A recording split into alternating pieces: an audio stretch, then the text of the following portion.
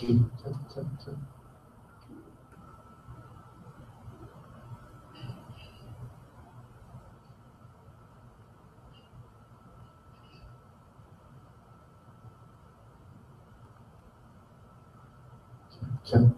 two, two, one, two, two.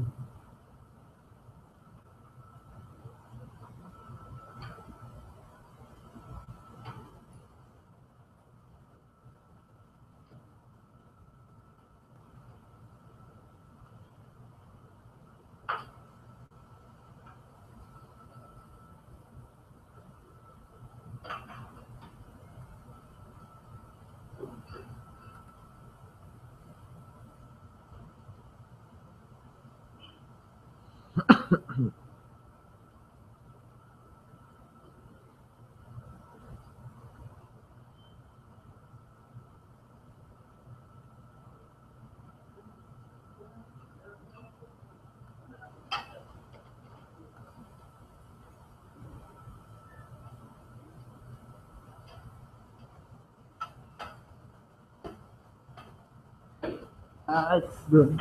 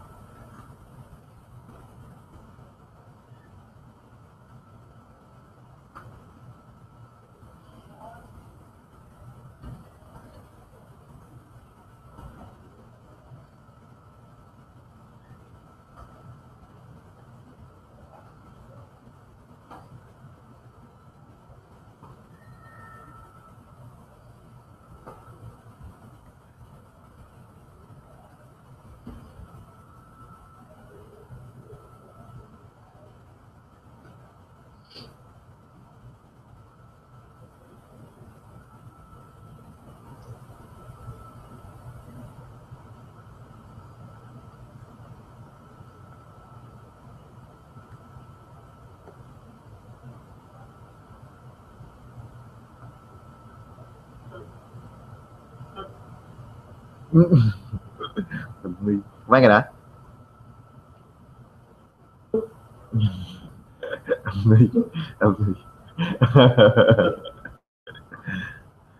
Basta, allora niente che vedi. Ay, may effect pa rin. Ano nangyari? Wala, okay lang. Okay ba to? Starting at 9 a.m. Regional Cybercrime. Cybercrime ba? O Regional Conference of Cybercrime? Regional conference. Ay, putang ng bobo mo. Yun ang nalagay ko nung simula pa nung ano. Ay, nakalim ba ka ba? Ay, ano? Ano yung nalagay ko? Pwede ba? Conference ng Cybercrime 2017. Parang ano nalagay ko? Ilang taon ko lang. Ano na?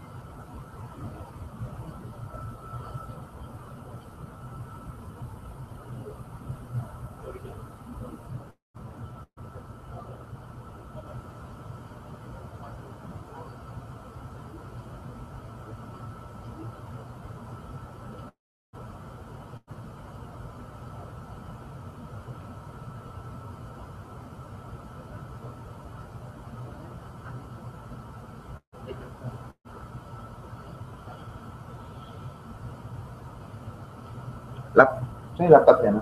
Ramboy.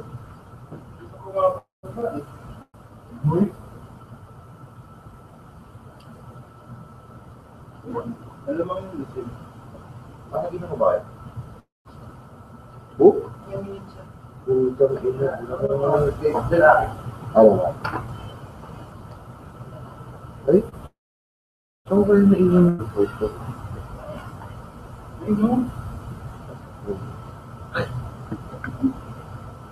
Baka makain ba yan?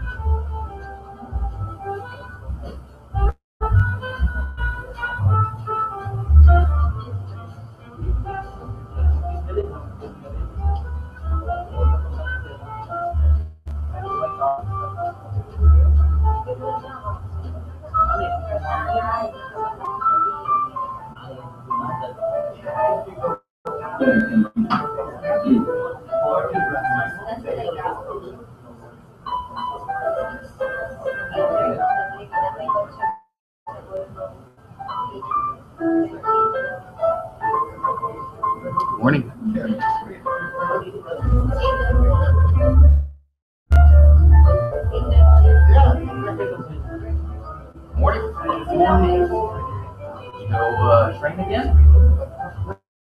Oh, perfect. Yeah? The wife, she has to be covered. Yeah. This is amazing. The ladder. Yeah, sleep. Good. I'm still, from Washington, I'm 12 hours difference. So by 7 o'clock, 8 o'clock, I'm so tired. I met Kumar and Anand last night just briefly downstairs for some wine. You walk around. Yes, exactly. 3 a.m., 2 a.m., 3 a.m. You walk around. Yeah. Yeah. Again, 8 a.m. you can sleep. Yeah. There he is. Good morning. Morning. Morning. Is that wrong? Very well until about 3 a.m.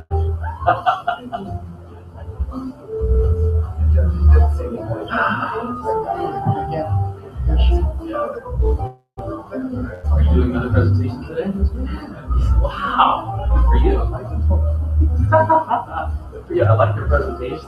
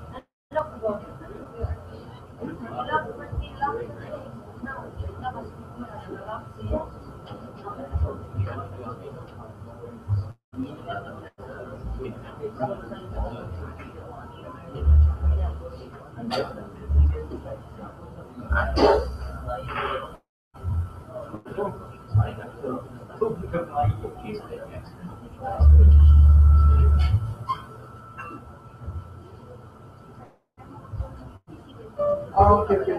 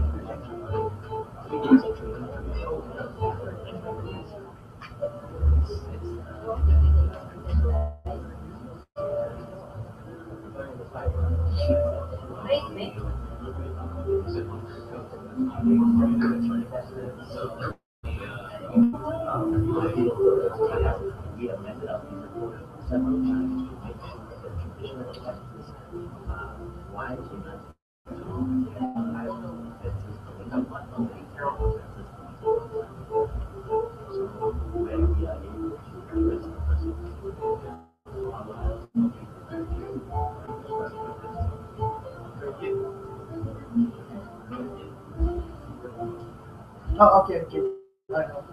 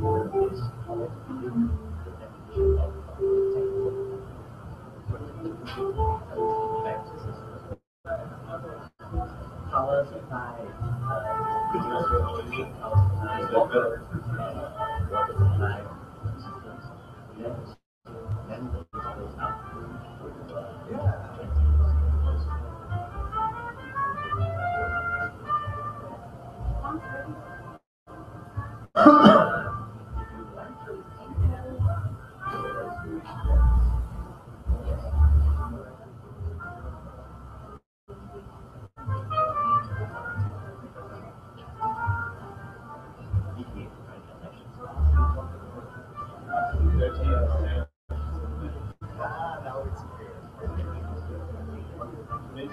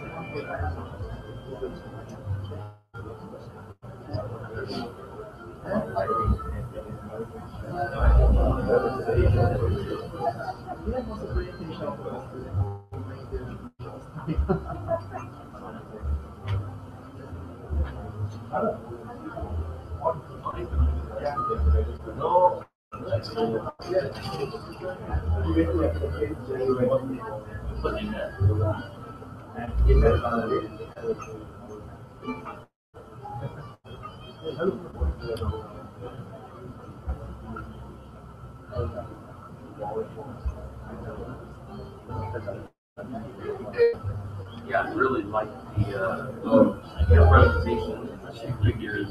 Good morning, how are you? You're okay. Oh, very good.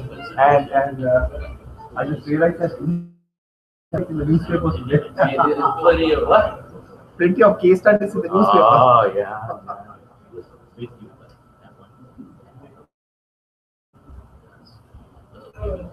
Oh, yes.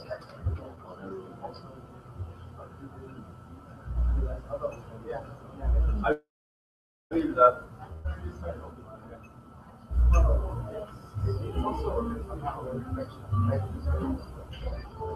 You're going to go up front and present. Are you first or first?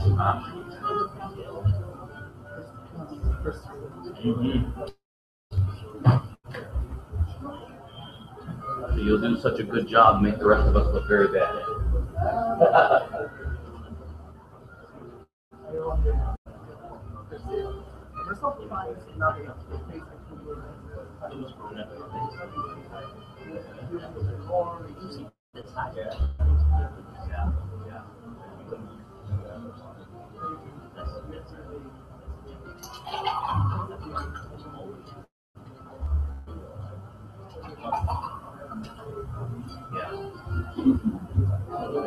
Yeah.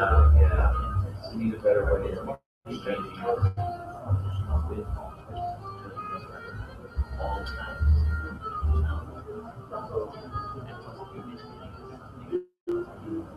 And I think you were mentioning in a previous presentation that they provided you information. Printed it out. Well, yes, if U.S.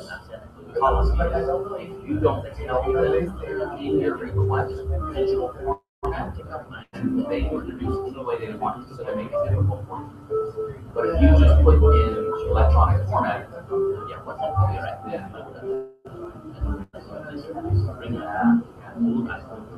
Yeah, electronic format, able to compare and recognize. How do you like your service?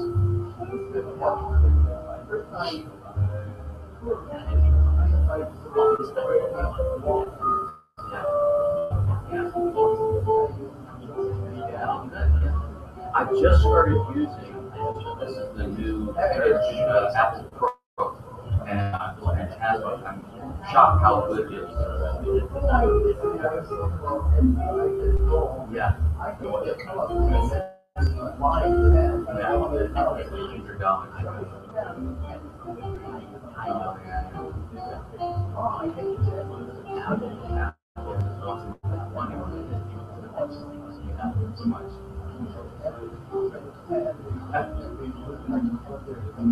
Yeah, crazy.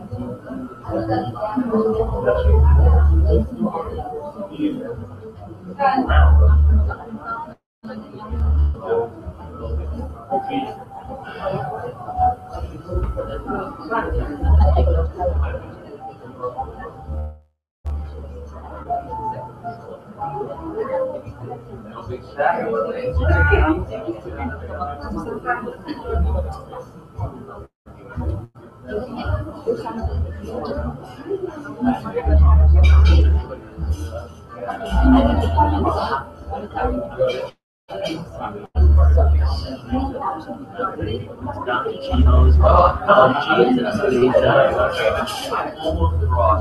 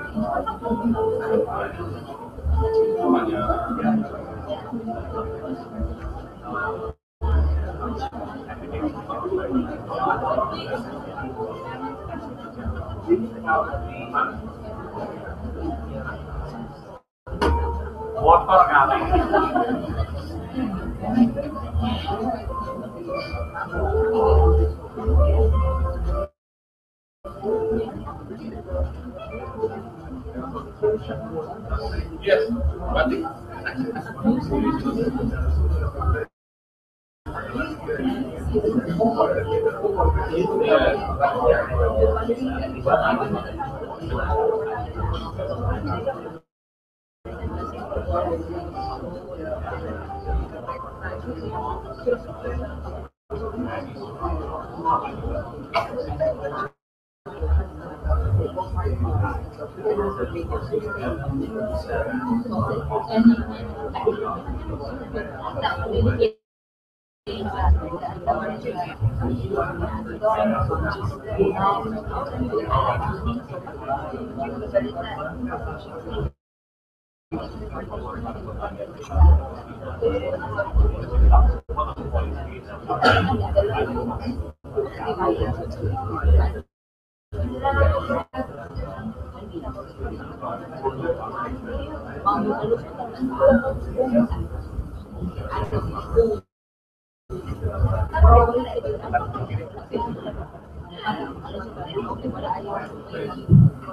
and good morning, everybody. I request everyone to seats once again.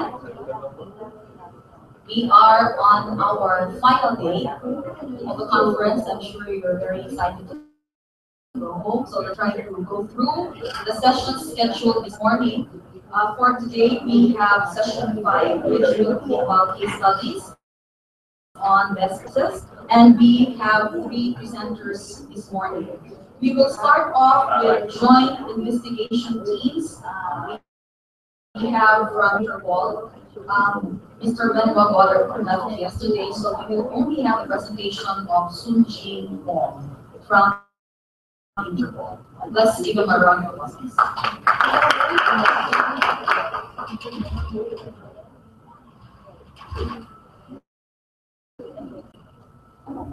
Good morning.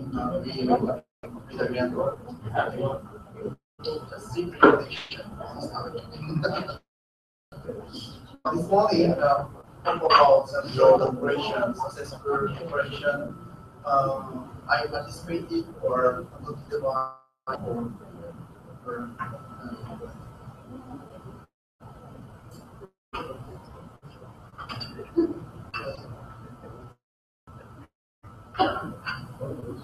yeah, and first case is business may compromise and this kind of this case, there isn't any emergency or any vendor or this kind of commerce.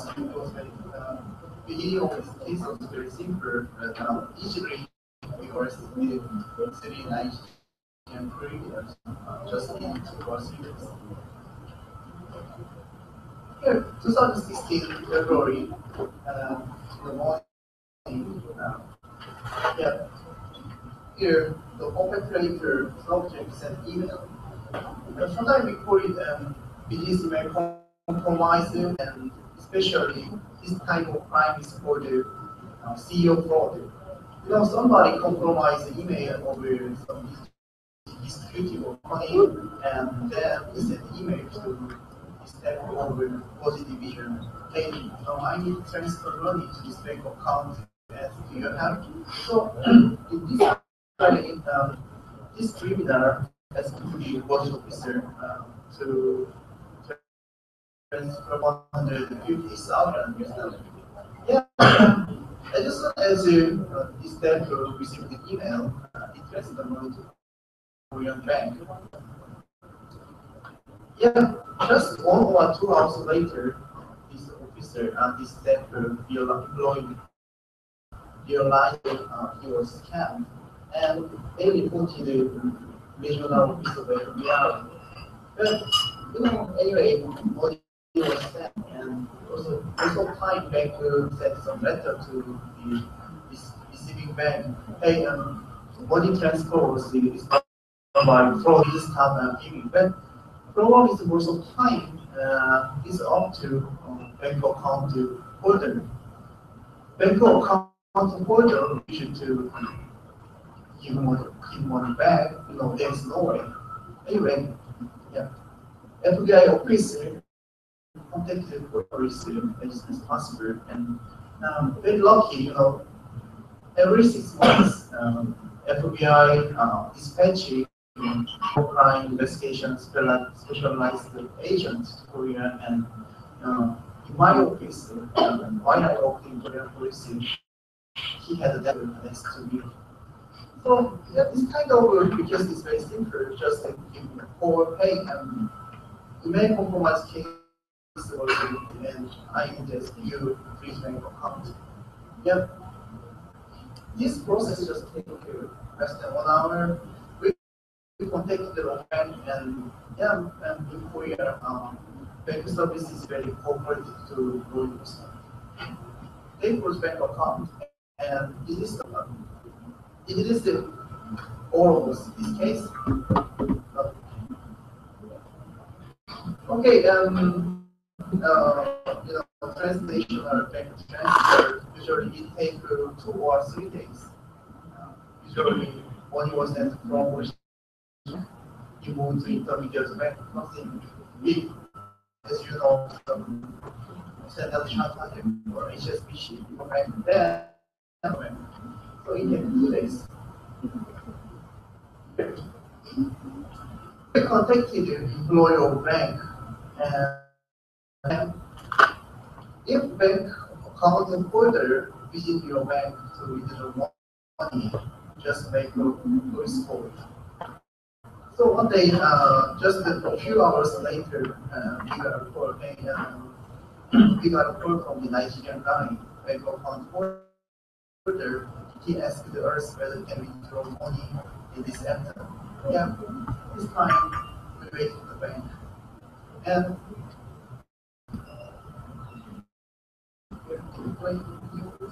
uh,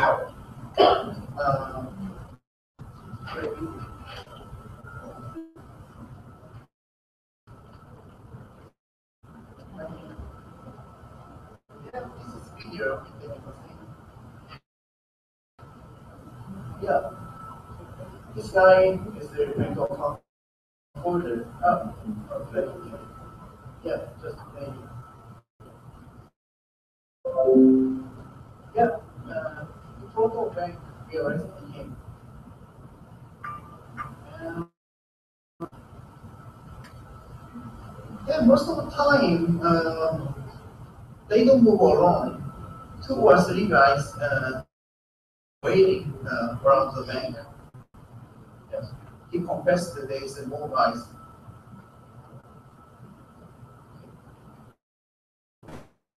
Yeah, 2 of his friends were waiting in the cafe around the bank, near the bank. And this guy. Yeah. So they are Nigerians. I don't know why, but 99% of cases are ended with compromise criminals in Nigeria. Somebody is calling and yeah, their ID card and everything was going to be done and you're arrested criminal. And can you guess the decision on this case? And Yeah. this is snow. This is why it was snow in Korea. Yeah, we searched their seizure, the laptop, and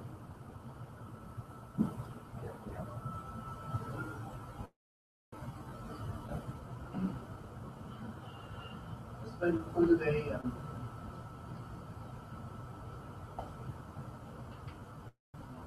very lower, but we need to find some evidence in the laptop. The email is changing record. You have to open some document, kind of fake document to withdraw money. It's a document, how you do. This is you know, also big deal of BTC when compromise is that they received this document with record account number and they believe it was real.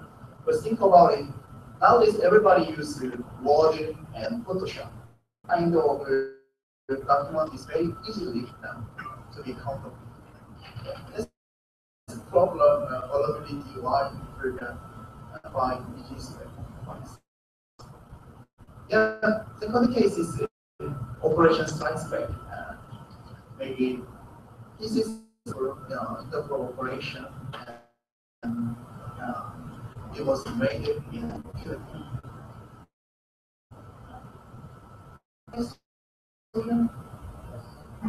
Now, extortion is a very relevant crime. Uh, so criminals approach the victim, and most of the time, I think all the time, victim is a male, boys. They approach this and suggest to have some naked video chat and masturbation or something humiliating. It was disclosed in public. This is captured from victim of extortion, and problem is first time they ask to pay 500 or other small amount of money, and problem is that if they pay even last time, amount of money will increase more and more. Here, victim talked to IVQ right there. Yeah, sometimes victim yes. So jumping from building or jumping from bridge. Then, criminals enjoy this situation. Even you can is useless. Only money can help you here. That's then to pay money and make money. What what did I do in this case? I used to request the Facebook, kill this account, and uh, yeah, communication of extortion is it's the same as the commercial company. And victims and agents and recruiter. Sometimes they recruit people who will work for career, and they also work based on some bonus or advantage, and if you attract workers, they will get more. In Korea, we also rated one sex social office.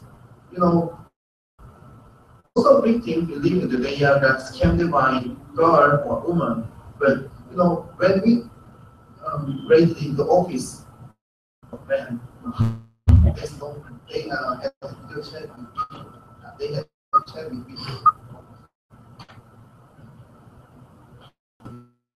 Operation Strikes Back began from the suicide over UK's Scotland boy, and he was blackmailed by action group, and he killed himself.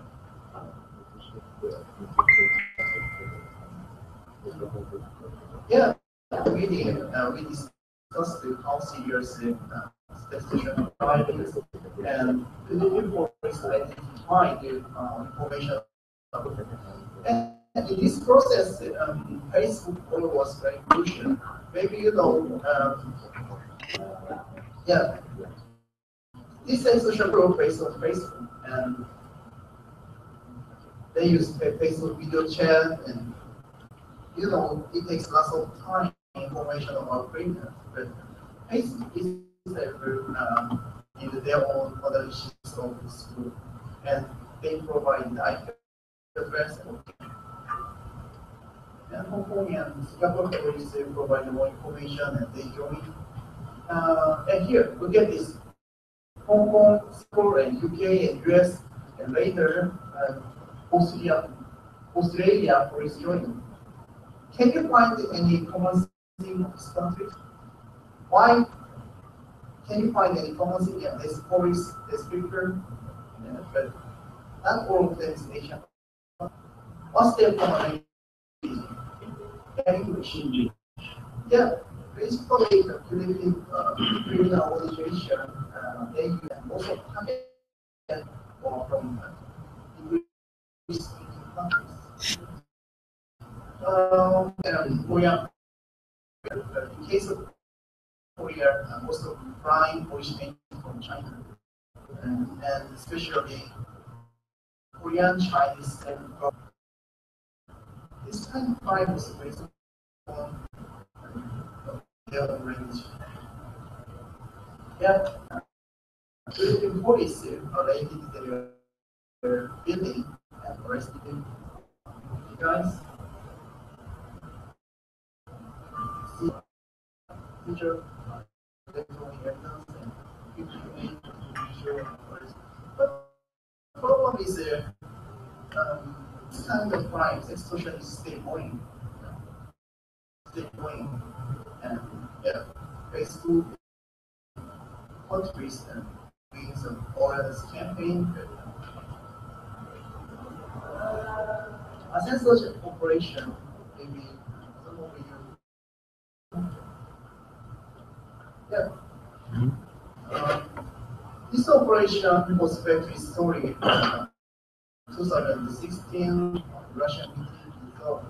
And all the time we have this kind of meeting. We talk to Cybercrime is serious. We need a cooperation. We go home, and next year we get out again. We talk to hey, we need cooperation. We need cooperation with Microsoft and Facebook. We go back. Yeah, we worked this since 2010, and this kind of talk was repeated. So now we realize, hey, we need some joint something. We need to do some operation, some tangible. Yeah, cybercrime is a translation and economic impact and Interpol continue joint operation. So as part of a anti-training program, we adopted this operation.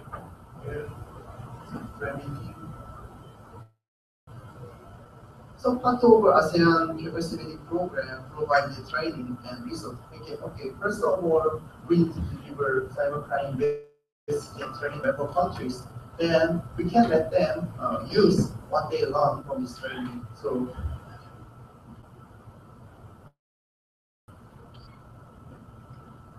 first of all, what Interpol do is produce cyber activity records.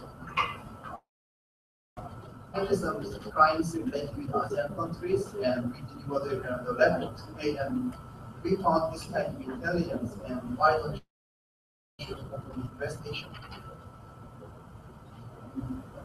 This is a picture, and not all the time you walk the life that intentionally a picture is from President and it's from Vietnam and Myanmar, you see. Thailand, Malaysia, and Philippines, and Malaysia. And so most of the cases are about default and perspectives on so primary selling or online fishing. It's a part of intelligence. This is about understanding and trying to responsibility and criminal so one is Indonesia somebody selling primary document.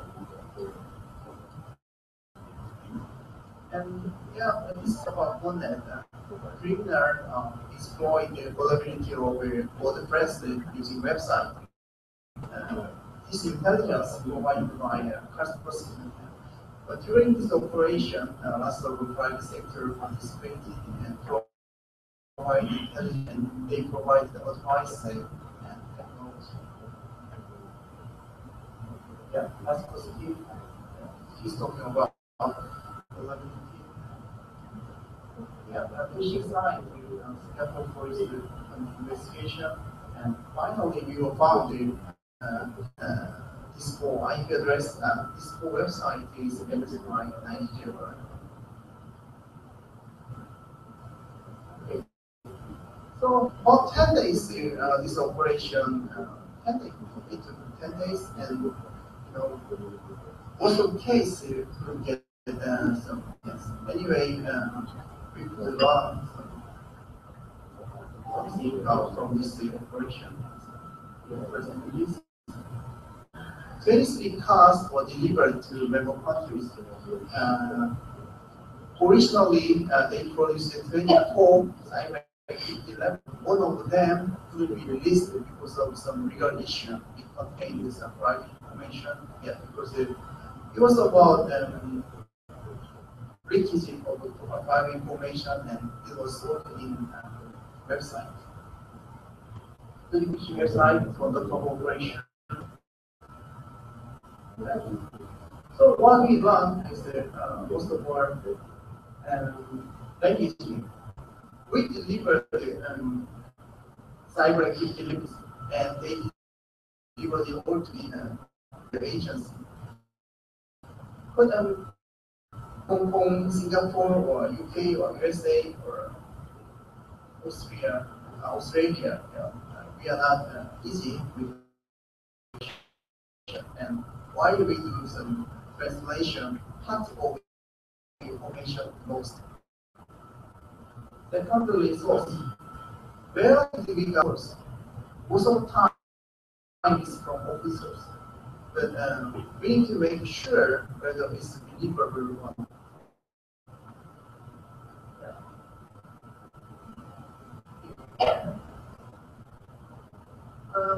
On 24 level, we have 7 famous case. We go on the website for we see level country. When we deliver it, nobody is serious. Also, same as me, somebody deliver me pay some Korean government pays the unit of investigation. Then I thought just to restore website and it will be no problem. Yeah, some country has waiting just some temporary disorder over website, and it's not serious. We don't need no investigation. Some interpol staff will say, "Hey, government website is very serious one. We need to consider serious." But problem is member disease, so yeah, difference of view. Yeah, each country media they are coordinated to meet up for 10 days. But some of our officers couldn't get support from their country delivers intelligence. Days or 2 days later, we ask them how is it going. They say this doesn't work. My office doesn't work, and I cannot get any support from them. Okay, no way. Here, international kind of ground, we have no mandatory rule. Where's all this animation? Even though we find this IP address, we ask them, can you take the press copy? Okay, to get what to make a report and like 2 or 3 days, and we need travel from here to the island. We need to take flight, and even though we get press copy, 5 days to analyze it. Yeah, you agree? Maybe you're wrong. That investigation. Just the such operation was just 10 days. Okay, so it happened, everyone has their own anonymous case. Yeah, did you trace the anonymous web page? Yeah, we opened the chat with him, and we keep talking, send him, tracking URL. Okay, he clicked it, yeah. How was it? It was IP address of Kenya, and we found there was a VPN service. Yeah, we gathered ASEAN countries and we had operation. This Daisy, we need somebody from Canada. We will agree. Last year, I got with ASEAN trainees, and I asked all of them, what is most serious crime in your country? What is most serious cybercrime? Most of them information. Except Vietnam talk to online gambling website. But if I talk to European or American research, they don't understand. It's not crime. It's very we have different view. I remember you talk to defamation is the most serious crime, but yeah, so serious in Asia region, and sometimes people commit suicide, and sometimes information bring somebody help. Yeah. Okay. Is advice or suggestion we talk to member country, not Interpol. Interpol is doing, but member country or random country suggest to member countries, hey, why don't you focus on pure cybercrime or advanced technologically advanced cybercrime like some intrusion or DDoS? Okay, they can do it. The problem is, if today we will handle only pure cybercrime, what will happen? Government told them, okay, we will reduce your human resource cost and budget. It's a dilemma. Most of the cybercrime investigate unit realized that they want to focus on it's not easy. Okay, this year maybe end of around the end of we have another operation, American surgery in Latin America, and another one is the part of chapter 2. We have some operational meeting with the cybercrime heads in Mauritius, and yeah, we already see long-term failure. I cannot say ASEAN strategy is very successful for we also had lots of failure and mistake. But anyway, we are trying to learn from the. I hope to bring some better good time. Okay, thank you.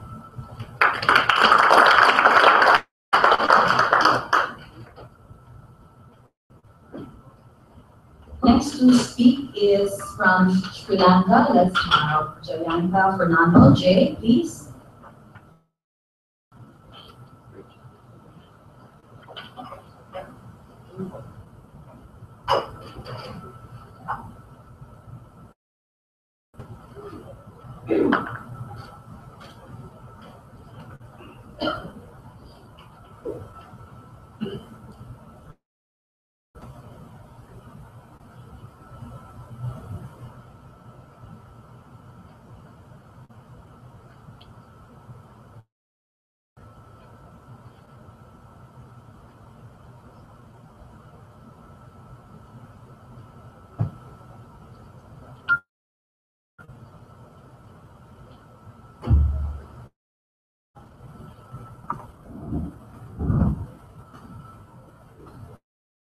Morning again. So, as I was coming down the lift, I was looking at the Philippine staff. I realized there are several case studies in the newspapers. First headline on page says chocolate factory. A Cadbury chocolate factory has become the first Australian business to be acquired by a global yesterday, and the whole factory in Tasmania is out of operation. We would like to consider that. And then, second page, newspaper carried a very interesting headline that cyberbullying cases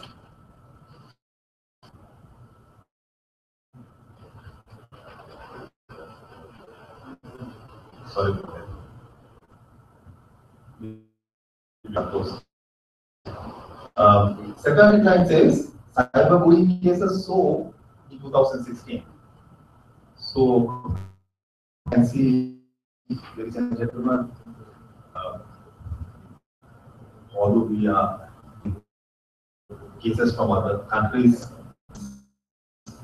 day-to-day affair, there are cases you see on a day-to-day basis when we can be subject matter of a discussion.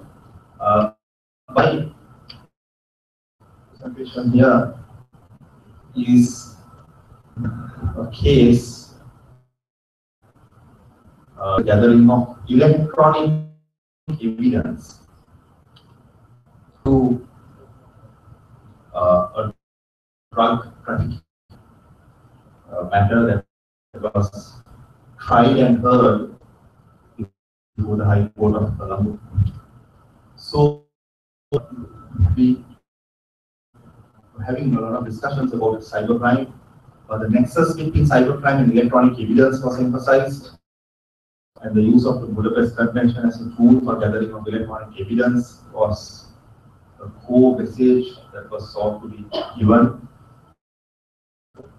So here is a scenario from my country, Sri Lanka, which challenges due to the existing law governing admissibility of electronic evidence. Really two regimes. Let me illustrate that at the outset. One is under the Transactions Act, number 19 of 2006, which provides for in a much easier manner and the rebuttable presumption, shifting the burden to the defendant why information contained in a message, electronic record or electronic should not be applicable. So the Electronic Transactions Act number 19 of 2006 that deals with electronic contract, electronic government, or a host of other commercial law activity, due to the fact that is on a balance of probability basis, as easier admissibility regime, and we have found that courts have often given interpretations limiting the application of the Transactions Act of 2006 to civil, commercial, trade, electronic government related matters. So the fallback option is to rely on this law, the Evidence Special Provisions Act number 14 of 1995, for admissibility of evidence in criminal matters, where the burden of proof is beyond reasonable doubt. And of course, that law is a bit outdated, but still applied quite effectively due to two important provisions, namely the casus omnibus section in section 3, that allows the law to be suitably adapted, importing English law principles in the interest of justice. That's what that section says. And of course, the presumptions in section 9 allows the court and gives the power of the court to use its discretion, not to be bound by all the conditions I have mentioned. Right? So this is a standard. I think there are one or two common law country friends here who are well aware of the reform in UK that influenced some of these changes here, and that is under the 1995 Act, Evidence Special Provisions Act, which actually was a law brought to cure a defect judgment in Sri Lanka, where in 1978-79, a reported case, it was a case from Australia, Australian extradition case under the extradition law. Benwell was cited, and whole heap of Australian bank records, printed records that were brought in, was thought to be admitted, and the courts held computer printouts at that time in 1978-79 were not admissible under any of the provisions of the Evidence Ordinance Sri Lanka. Anyway, so what we have is an interesting situation, and this law was brought in to cure that effect from the Supreme Court judgment in Bengal versus Republic of Sri Lanka. And admissibility regime, the law provides contemporaneous recordings made by electronic means and facts and information contained in a statement produced by a computer.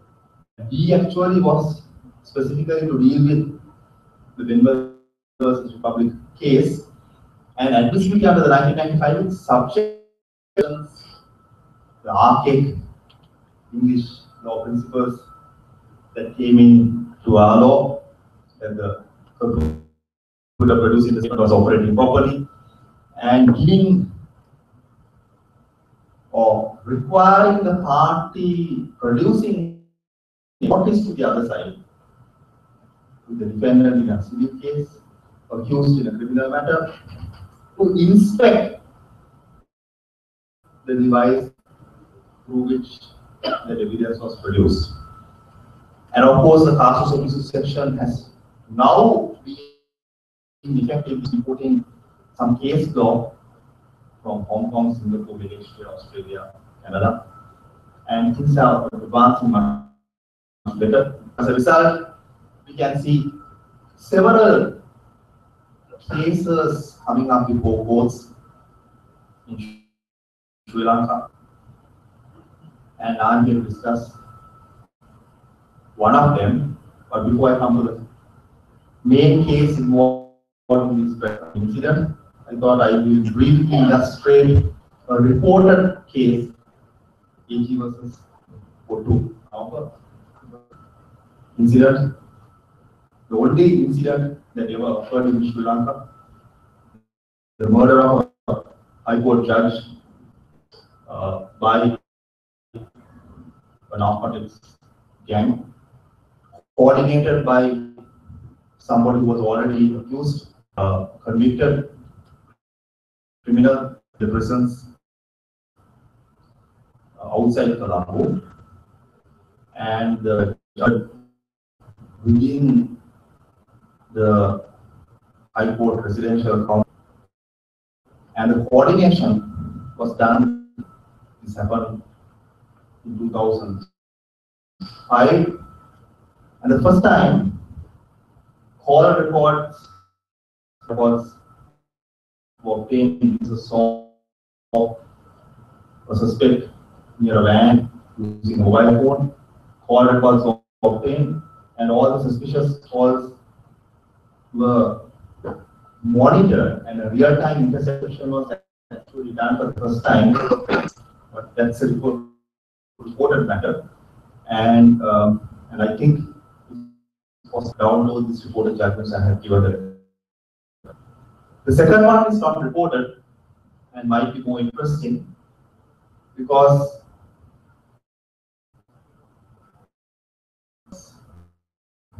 connected with the use of evidence relating to the movement and positioning of through GPS technology.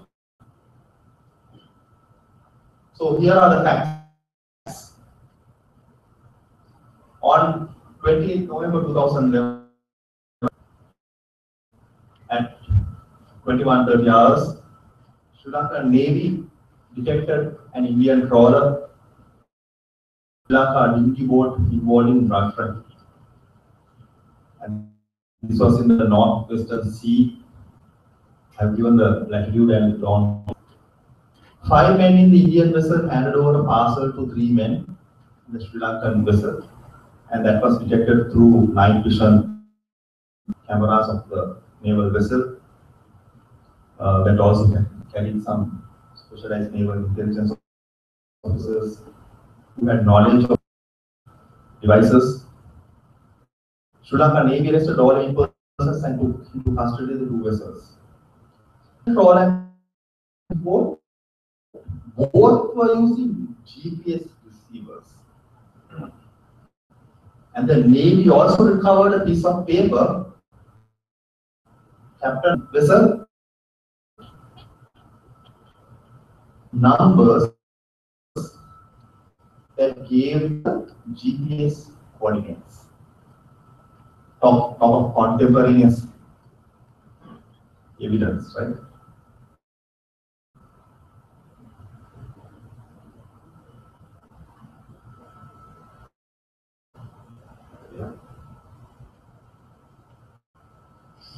All 5 suspects were arrested. High Court of Colombo under sections 54 and several subsections, paragraphs of the Poison and Dangerous Drugs Ordinance for trafficking, importation, and possession of heroin. What was interesting is to challenge the territorial jurisdiction of High Court of Colombo to hear and determine this matter on the basis that the Indian fishermen were arrested within the territorial waters and outside the Sri Lankan borders. In fact, Sri Lankan northern border is very close to Indian southern border, and I'll show it on a map in a moment. And there are a couple of islands which, by treaty arrangements with India, Sri Lanka has gained ownership to, which is very close to the Indian side. So sometimes there is a lot of poaching happening, but nevertheless, this is waters of Sri Lanka. And those Google coordinates have been shared and given to Indian fishermen as well as Sri Lankan fishermen, so that they don't cross each other's boundary. But we know that practice is observed in the deep reach, especially from the Indian side. So, what was done? When the jurisdictional objection was taken, the GPS receivers that were found in both the Sri Lankan vessel and the Indian vessel was sent to the Sri Lanka Mapping and Surveying Institute, which functions under the Surveyor General's Department. The court gave an order for the examination of the GPS data. And interestingly, there was a first attempt made to analyze that data through the Naval Electronic and Engineering Unit, which the defense lawyers objected to. And the Survey General's Department functions under a separate law, under separate governing principles, and it's a civilian administration. So the lawyers who came from India in support of the accused from India had no reason to object, and this was what was done. The Deputy Surveyor General in charge and the Director of the Institute analyzed data and submitted the report. And what did the report find? It revealed both tracks and waypoints in the GPS river.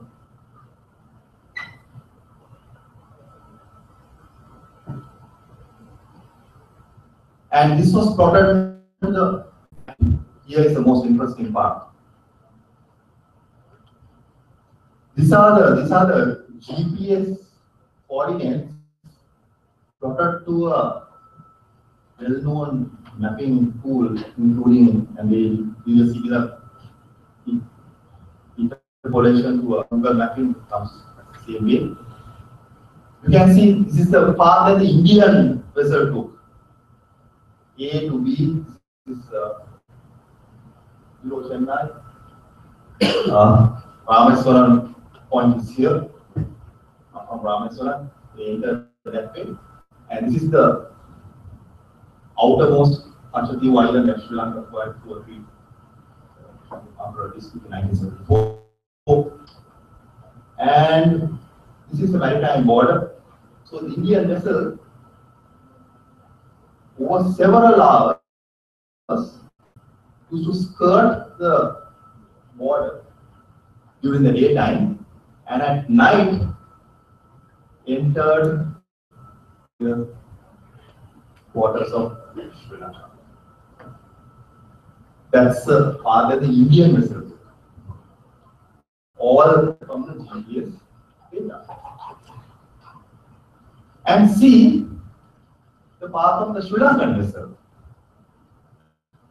that's where the last is the battle happened.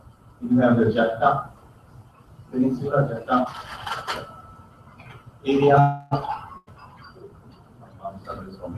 So, anyway, here we have the vessel coming from Jatta, from the Bow Strait,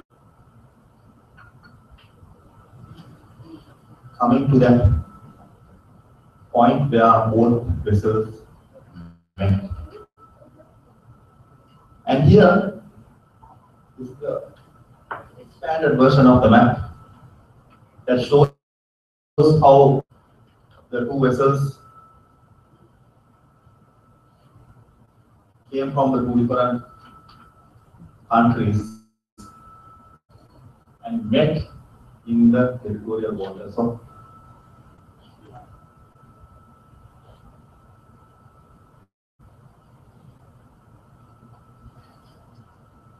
So, what was established?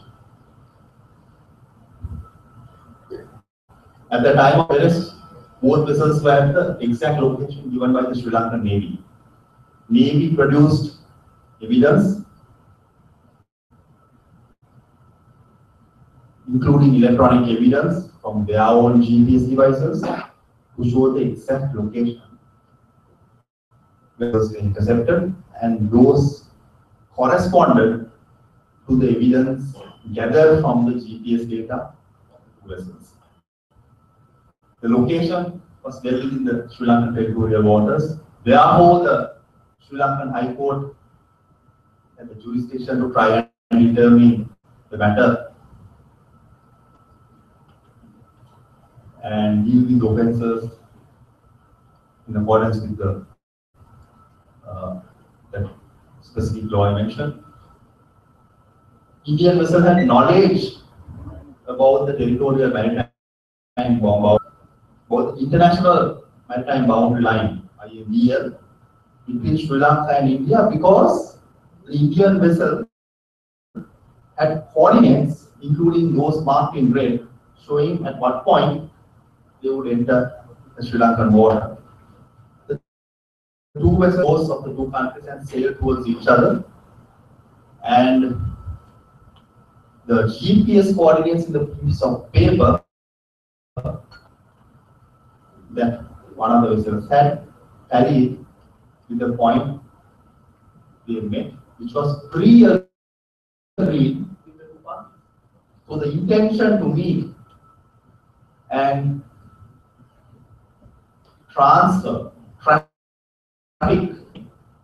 within the meaning of the dangerous drugs and opiums law was satisfied. The co-ingredient in the offense. But the challenges were several in getting this information produced before court.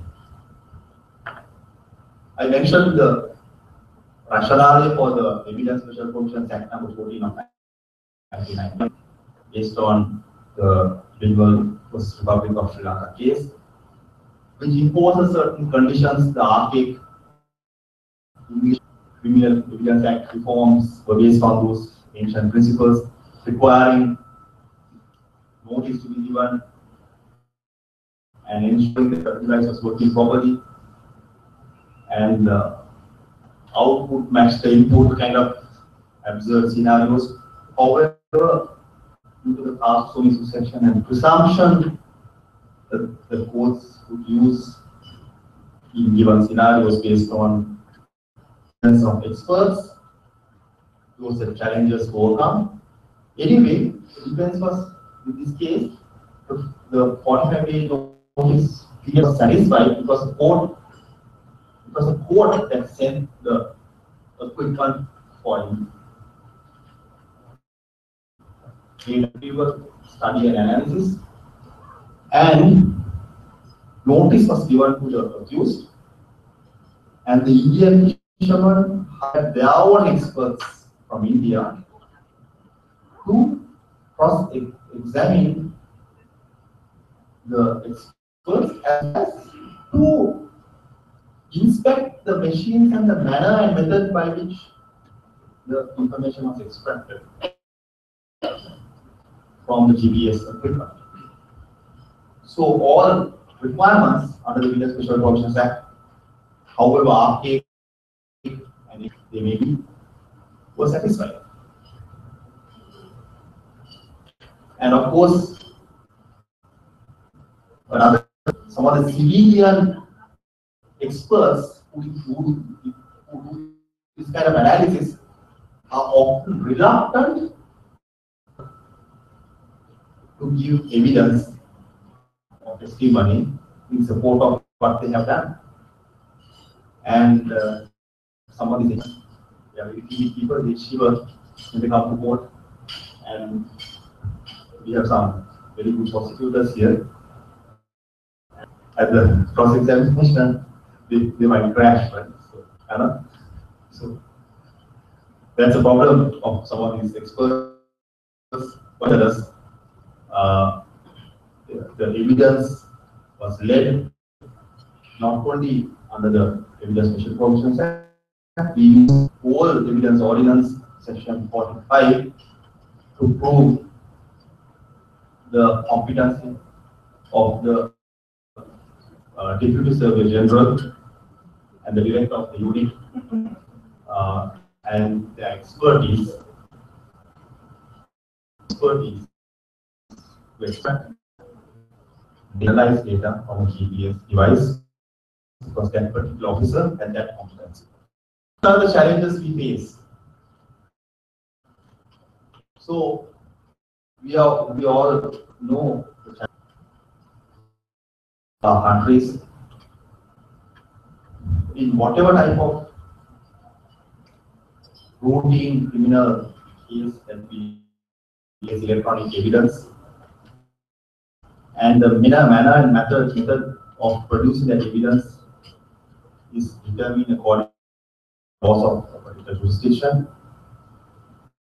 And in the Sri Lankan example, we successfully prosecuted a case using an existing legal framework which provides certain discretion to court with regard to the manner in which such evidence can be admitted, but nevertheless we followed the basic principles embodied in that act. So, be it a traditional cybercrime case or a usual form of offense, narcotics or murder or robbery or theft or kidnapping, find electronic evidence required to be obtained from various forms of devices. And this is not arose also whether the GPS device was a computer within the meaning of the electronic evidence special provision. Luckily, so broadly couched that it covered just a device, any machine that processed data and information and constituted a computer. I hope that was satisfied and so on and so forth. Now, with the multi-jurisdictional nature of cybercrime, I think there is a need to these scenarios and have an innovative approach. And often we have to depend on experts and competencies from multiple countries. And here is a case that I often use, and I'm sure my good friend here is aware of this, the Spy case. Right? I'm not going to go into the details of this because my I'll let you take care of this. The Spy case, there are so many millions of computers are infected and billions of dollars were transferred. But what is interesting is the successful prosecution. A Russian hacker and an Algerian hacker coordinated the malware usage effectively, and after many months of years of investigation, on the 20th of April 2016, they were convicted in Atlanta. And our friend here may have been potentially, he could talk better about it. But what is interesting here is that here, the investigation with support from 26 international law enforcement agencies working collaboratively. So look at the Budapest Convention as a tool for collaboration and how we can get expertise from other international law enforcement agencies. And what was even more important is that private sector support, expert support, was obtained from companies like RI, Mindium, and Microsoft Digital Crimes Lab, and so on and so forth. So now out-of-the-box approach is required to gather electronic evidence. And although I mentioned about government organization having expertise to get electronic evidence, if your country does not have that expertise, you may have to obtain the expertise from a agency or from a well-known international expert. And that is where the Budapest Convention becomes a tool for cooperation. And yesterday I talked about the Bangladesh bank case, and maybe discussion we can hear from our colleagues who perhaps involved. I know it's a sensitive issue because the investigations are still ongoing, so we can get a status update about it. But if you are not able to deal with this situation, this is the outcome. Blaming others for the 81 million Bangladesh bank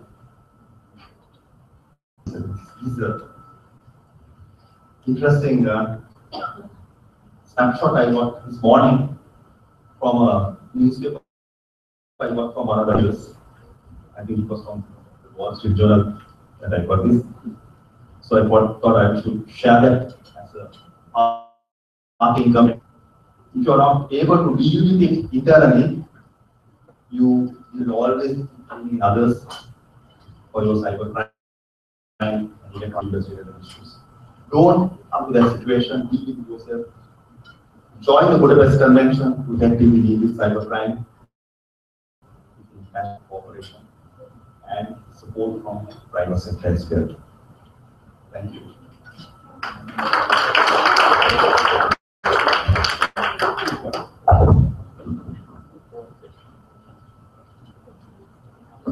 Thank you very much, Jay. Our last presenter for session 5 is from the USDOJ. Let's all welcome O.P. Carroll. And we have a round of applause.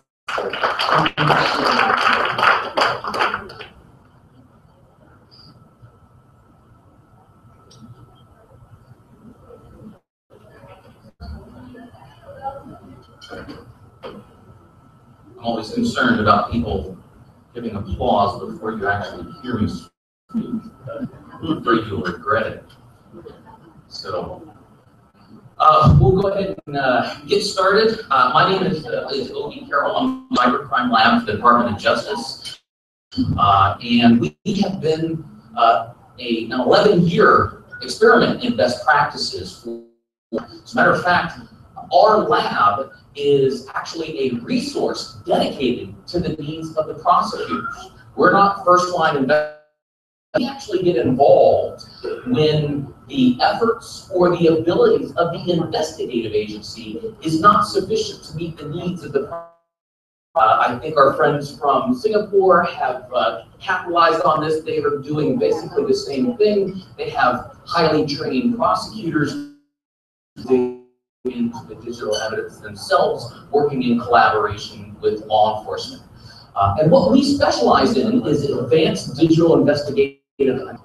What we prefer to be is, we were just talking last night in the lobby, we're silent support. So when we gets involved for the prosecutors, we will find whatever it is that they need to find. So if FBI or the investigative agency information. It comes to us.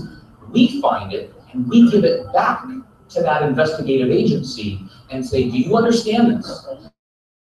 Are you comfortable with this? They then can see that, yes, we found it too. They can testify, we never existed. We're kind of like a special operations unit that comes in, it's the problem, and then disappears. I like to start off all my presentations by saying we're living in a digital world. The future of all of our investigations, our prosecutions, our national security depends on our ability to first identify digital evidence, then preserve and analyze that digital evidence. Now, do you realize that each year last year, the year before, we're creating as a world 8 zettabytes of information. This is a tremendous, everybody knows what a gigabyte is. If you were to print a gigabyte of text out on paper, that would be a stack of paper 1,000 feet high, or 300 meters high. If you took 1,024 of those stacks, that would only equal 1 terabyte. You took 1,024 of those, that's a petabyte. 1,024 of those, an exabyte. 1,024 of those, a zettabyte. That's what we're creating every year. So it's certainly changed the way that we live. It's changed the way that we communicate. Now, when we think of communicating in a conference or at a business meeting, we're thinking not just of socializing, but we're actually thinking of social networking. We're probably checking, can we Google them? What is out there? Facebook, do they have a Facebook account? All of this is great information because our criminals, the people that we have this, everybody, when we get on the internet, we have a sense of anonymity. We feel we can say things and do things. This is such a problem because we feel we can say and do things without accountability. But there is accountability if we know how to investigation. And this is, again, good for us that our criminals think that they're anonymous on the internet because they're creating digital evidence about their daily activity. Digital evidence about their daily activities. So this is great. Problem is, when we talk about best practices, we're all trying to help each other. And this is what part of this conference is about, is how can we help you more? How can you help us more? One problem is we're missing digital evidence. We're actually missing massive amounts of digital evidence. When any investigation and the digital evidence involved in that investigation, we typically think of it in 4 phases. There's the search phase, which is before you've executed a search warrant, before you grab their computers or electronic devices. Then there's the search. This is when you go to their house, grab the computers. Then there's the post-search investigation. Typically, this is when you're sending all that digital evidence to the, they're looking through the computers and phones. And then last is Kanan's favorite part, the prosecution, the trial, right? That's where we really have a lot of fun. But I ask people, what is the value of digital evidence in those 4 phases? A lot of people tell me that there's no value in the pre-search phase because we haven't seized any digital evidence. We haven't taken anything. And then they say that the value is very low even after because we haven't started analyzing it. And there's so much information. What do we do? But what I ask is, how many people in this room, raise your hand if you have more than 2 web-based email accounts? Does anybody? Okay. Let's see. Who has more? Oh, look at that. My little there. Who has more than 3? Anybody? Oh, anybody? I want to find out who's got the most. Who's 4? Anybody? Still, Jay? 5? 6? Oh my goodness, this is great. Anybody? Who's got 6? Raise your hands. Anybody? So 5. Okay, this is going to be awkward because raise your hand if you had 5. Okay. I've got a Department of Justice cybercrime coin. Yeah, you have 6. Okay, so he has 6, right? And so this is the hacker in the room. This is the person we need to watch, right? 6 accounts. So, but my question is, if we all have 2, 3, 4 web-based email accounts, what makes you think that our criminals don't also? But we're in and we're just taking their computer. We think we have everything. We don't. Then we have, of course, social networking. A lot of law enforcement doesn't realize the value of social networking. They think, well, it's Facebook, it's Twitter, it's WhatsApp. You know, what valuable information is there? But think of this. Jay was just talking about GPS coordinates. You know, every time somebody is sending a Twitter message or posting something on Facebook, there's the potential of their GPS coordinates, where they were when they posted that, so you could recreate their trail. And then, of course, a new thing that is becoming more and more popular is online storage, right? We could, again, walk in, take their computer, take all of their computer devices, and have the information because it's in the cloud. Microsoft, when you purchase the latest version of Microsoft Office, do you know that it comes with 1 terabyte of storage in the cloud? So when they're installing Microsoft Office, it says, wait a minute, why not, instead of storing your documents on your computer, store them in the cloud so you can get to them from anywhere? So we can come and take their computers and not have anything. We had a case, talk about email, we had a trade secret case where a Chinese worker was working in a US company, was stealing trade secrets. We talked with the FBI before they executed the search warrant and said, does he have any web-based email accounts? Have you looked for social networking? He said, well, he does have Yahoo email. And so we said, well, have you preserved Yahoo? And one of the good things about the Budapest Commission is you can preserve digital evidence. It costs nothing. You can say, we have an investigation. Here's the person's email address. We will work through whatever legal process, the letter of rogatory, a joint investigation. We'll do whatever we need to get that. But first, we have to preserve it, make sure that they don't delete it. So they preserve that information. 3 days later, they went to his home and the business, and they executed a search warrant. 3 weeks later, they got from the judge a search warrant to get all of the email that was preserved on Yahoo. Guess what?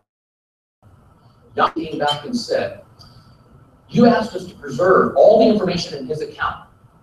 3 days after you asked us to preserve all that information, an IP address from China, this guy was in the United States, an IP address from China logged into that Yahoo email account and deleted 986 emails. But you asked us to preserve all that, so here are those 986 emails. Where was all of our evidence of the trade secret theft? In those deleted emails. So we have to act quickly, because they can delete this information. So when I say we have to identify digital evidence, we've got to make sure that we identify it very quickly and at least preserve it. The Cybercrime Convention, Budapest Convention can help you do that since we're all working together. So now when we think of that digital evidence, like research phase, all of a sudden becomes very, very valuable. One more problem. We're still missing digital evidence when we're doing our own, much less when we're helping each other out. Do you know what happens more than 90% of the time when it comes to somebody's computer that's powered on? If they're logged in, do you know what they do most of the time? 90% of the time, they pull the plug. They kill the power. What are you losing if you pull the plug on that computer? RAM. This is, if you turn that computer off, that memory is gone forever. You can't get it back. So this is a huge problem. To encourage our law enforcement to do is, if you come to a computer that's powered on, the very first thing that you should do is image free tools out there that you can make a copy of RAM while the computer is running. Because one of the problems that we're having, that you could do the best investigation in the world. You do the best digital evidence analysis. You find all on his computer, and at court, the defense tells the judge, Your Honor, when they pulled the plug on the computer, evidence that they found, all of this digital evidence would look exactly the same if somebody had hacked into his computer, really controlling it. Now we have a problem, right? Because we're trying to prove that he did this, not some a Russian hacker. So we have to start imaging RAM because that will prove that didn't happen. That is not the case. So that's the very first thing. Attribution. It's no longer enough to find evidence of a crime on somebody's computer. You need to prove that they knew that. We call that user attribution. Is there anybody in here? I would challenge you to raise your hand if you can. I don't think anybody can. Anybody in here that can say, I do not have even one unread email in my email account?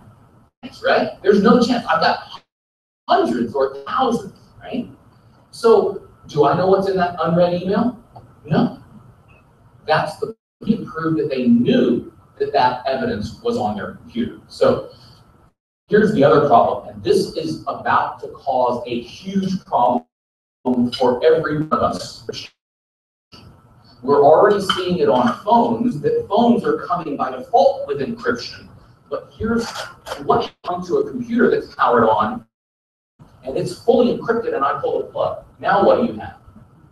Nothing, right? You have something that can hold, because you can't get into the hard drive. It's all encrypted.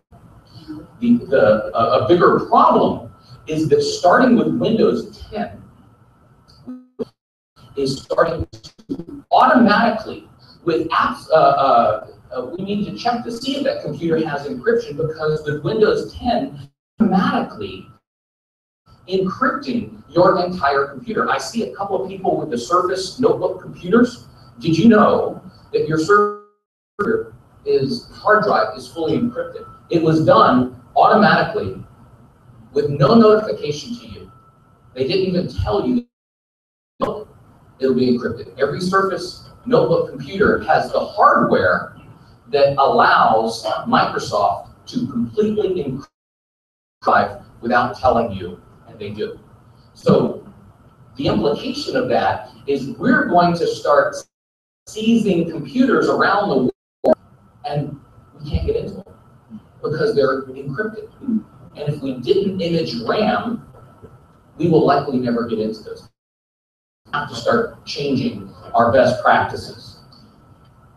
Another thing is there is, so we check for encryption, and then of course you can image the hard drive. There is significantly more digital evidence about our daily activity on our computers, and that information is not being deleted. Even when you try to delete it, everybody knows that when you delete something on a computer, it's not really gone, right?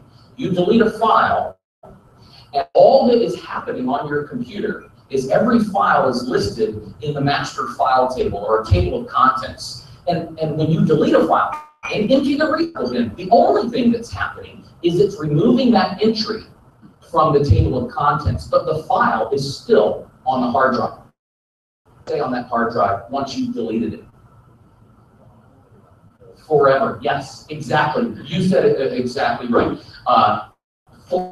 Forever until it is overwritten, until something is overwritten. That's an excellent answer. Very few people realize that. How many points left?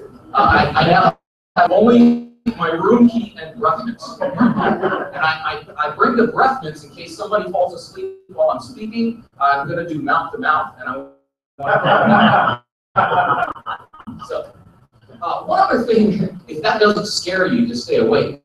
Nothing will. One other thing is to advertise to all of our judges, our prosecutors, and our law enforcement. There is no such thing in the last 10 years There is no such thing as a full forensic analysis. You never find all the evidence because there's too much on a computer. There's way too many files. On an average Windows computer, 20 million items. If you just looked at each item for 1 second, it would take you over 2 years. We don't find all the evidence. What we do is iterative, investigative approach. I say we're interrogating. We're interrogating the digital evidence. We're asking it questions. And with every answer that it gives, we ask another question. Real life, you're talking to a person. And even if we ask a question and it doesn't give us an answer, that is a clue, right? Why what did they do? So, we have to start. So where do we start with all of our investigations when we're helping each other, when we're doing our own cases? The first thing I say is we have to have an investigative mindset. One of the biggest problems, I'm just confessing to you here, one of the biggest problems we're having in our country is people are taking a checklist mentality to digital evidence analysis. They say, hey, searches, do you want me to run? Here's the answer. Here's all the hits of the keyword searches. You want to see all the pictures? Here's the pictures. That is not enough. We have to prove that they knew that that item was there. Did they open it? Did they want it? Did they share it? What else was going on that computer? So we have to have an investigative mindset. And because I told you there is no such thing as a full forensic analysis, what we do is a phased approach. So we believe that there's 3 basic phases.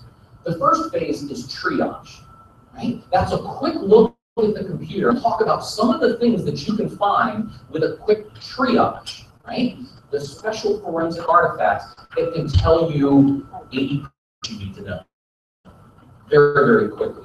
So the first is triage. The second phase is more of an identification, perhaps. That's the keyword searches, pictures or docs. The last phase, and this is only done if we're going to trial, if we're going to go to court, is a deep analysis. We're proving that he knew that that item was on the computer. He had knowledge of it. He wanted it there. He opened it. That it wasn't Russia that was in his computer doing this. So that's what we do. To talk about some of the forensic digital evidence artifacts that you can do in a triage, just knowing where to look to give you quick information. I'm going to talk about a couple of these areas run and where this has helped us. Communication, storage, have they saved in the cloud or on a thumb drive? Knowledge and access, location information. We had, on one case, the anonymous hackers were, of course, hacking into a bunch of, or not hacking, but doing it on a bunch of computer systems in the United States and abroad. Well, we did a search warrant and we gathered their computers. Men, I was helping the FBI do the interrogations, and one of the men said they were using this tool called the low orbit to do their denial of service attack. He says, "Oh, I don't have that program. It's not on my computer. Look, it's not on my computer." He had downloaded it to his thumb drive. He was a smart young man. He downloaded it to his thumb drive. He says, "It's not on my computer." But there's 3 forensic artifacts that tell you every program that was run on that computer, whether that program was run off of a thumb drive or on the computer. Prefetch, user assist, and something we call SRUM. Prefetch tells you, with all of these, you can tell every single application that was run, how many times it was run, how much time was that on the screen, and how much network data went in and out. So this young man first said, "I didn't run that program. I don't even have it." The prefetch program said, "No, actually, this proves that you did run this program from your thumb drive." And he goes, "Oh, that's right. Now I remember. I downloaded downloaded it on my phone, but I just ran it one time. I just wanted to see what it looked like, that's all. I said, well, actually, that prefetch and the assist says you ran it a total of 12 times. Oh, thank you. Now I remember, I have 11 friends, and they wanted to come over and see what that program looked like. So I just ran it one time for each of my friends. That's all I did. I just opened it and then closed it. We said, well, actually, that user assist registry key tells us that that program was running and was on screen as the primary program running on your screen for over 12 hours. 12 hours, 23 minutes, and so many seconds. Oh, that's right. That's right. Now I remember. I fell asleep one night and forgot to turn that program off. But I didn't attack any companies. I didn't do the denial of service. It may have been on my screen, but I wasn't attacking anybody. This is where that SRUM, this is a brand new forensic artifact that came out with Windows 8. It's a database. Hardly no one knows about it, but it tells you for application on the computer that is running each hour how much network data left the computer and how much networking into the computer. So we can tell him, no sir, we know this is how much bandwidth you were sending to the victim as a denial of service. Oh, okay, you got me, right? By knowing the forensic artifacts. And those 3 forensic artifacts, it's a matter of minutes to process all of that and see all of that information. The next thing is, of course, knowledge and access. Can we prove that they knew that that file was on their computer? So we've got millions of files on our computer. How to prove that they knew it was there? Well, my favorite 4 forensic artifacts are, there's a recent registry key. There are different applications. Each application has its own set of registry keys. Now, the Windows registry is kind of like a base. That's what makes your computer work. But they're recording the files that you open with those programs. My 2 favorite are link files and jump lists. With these 4 forensic artifacts, we can tell you for each application, here's the last 4,000 files that you opened with Microsoft Word. Here's the last 4,000 pictures that you opened with Windows Media Viewer. Here's the last 1,000 PowerPoint presentations. So now, yes, it was on my computer, but I didn't know it was there. Well, you open it, and here's when you last opened it. Here's when you first opened it. So really valuable, very quick if you know where to look. Storage, well, of course, we talked about storage in the cloud. We can tell you that there are very quick tools that can tell you every USB storage device, every thumb drive you've ever plugged into your computer. You can not only tell every thumb drive, but you can tell when the first time they plugged that thumb drive in, when was the last time they plugged it in, and who was logged in when they plugged that in. Of course, in the serial number of the thumb drive, we had one individual at my last job. He got upset with his boss. He didn't get a good eval. So he went home and downloaded child pornography on a thumb drive, and then came back to work and waited to get up from his office and go to the bathroom. And he ran into his boss's computer, stuck the thumb drive in, and copied the child pornography onto the boss's computer. Called our hotline, our crime hotline, tip line, anonymously, and said, "This is anonymous tip. My boss or somebody, this guy is looking at child porn on his government computer." So we come in, we look at his computer. Yes, there's child porn. But you remember those forensic artifacts I just talked about? Recent docs, jump lists, link files. There was no evidence that the boss ever knew that those files were on his computer.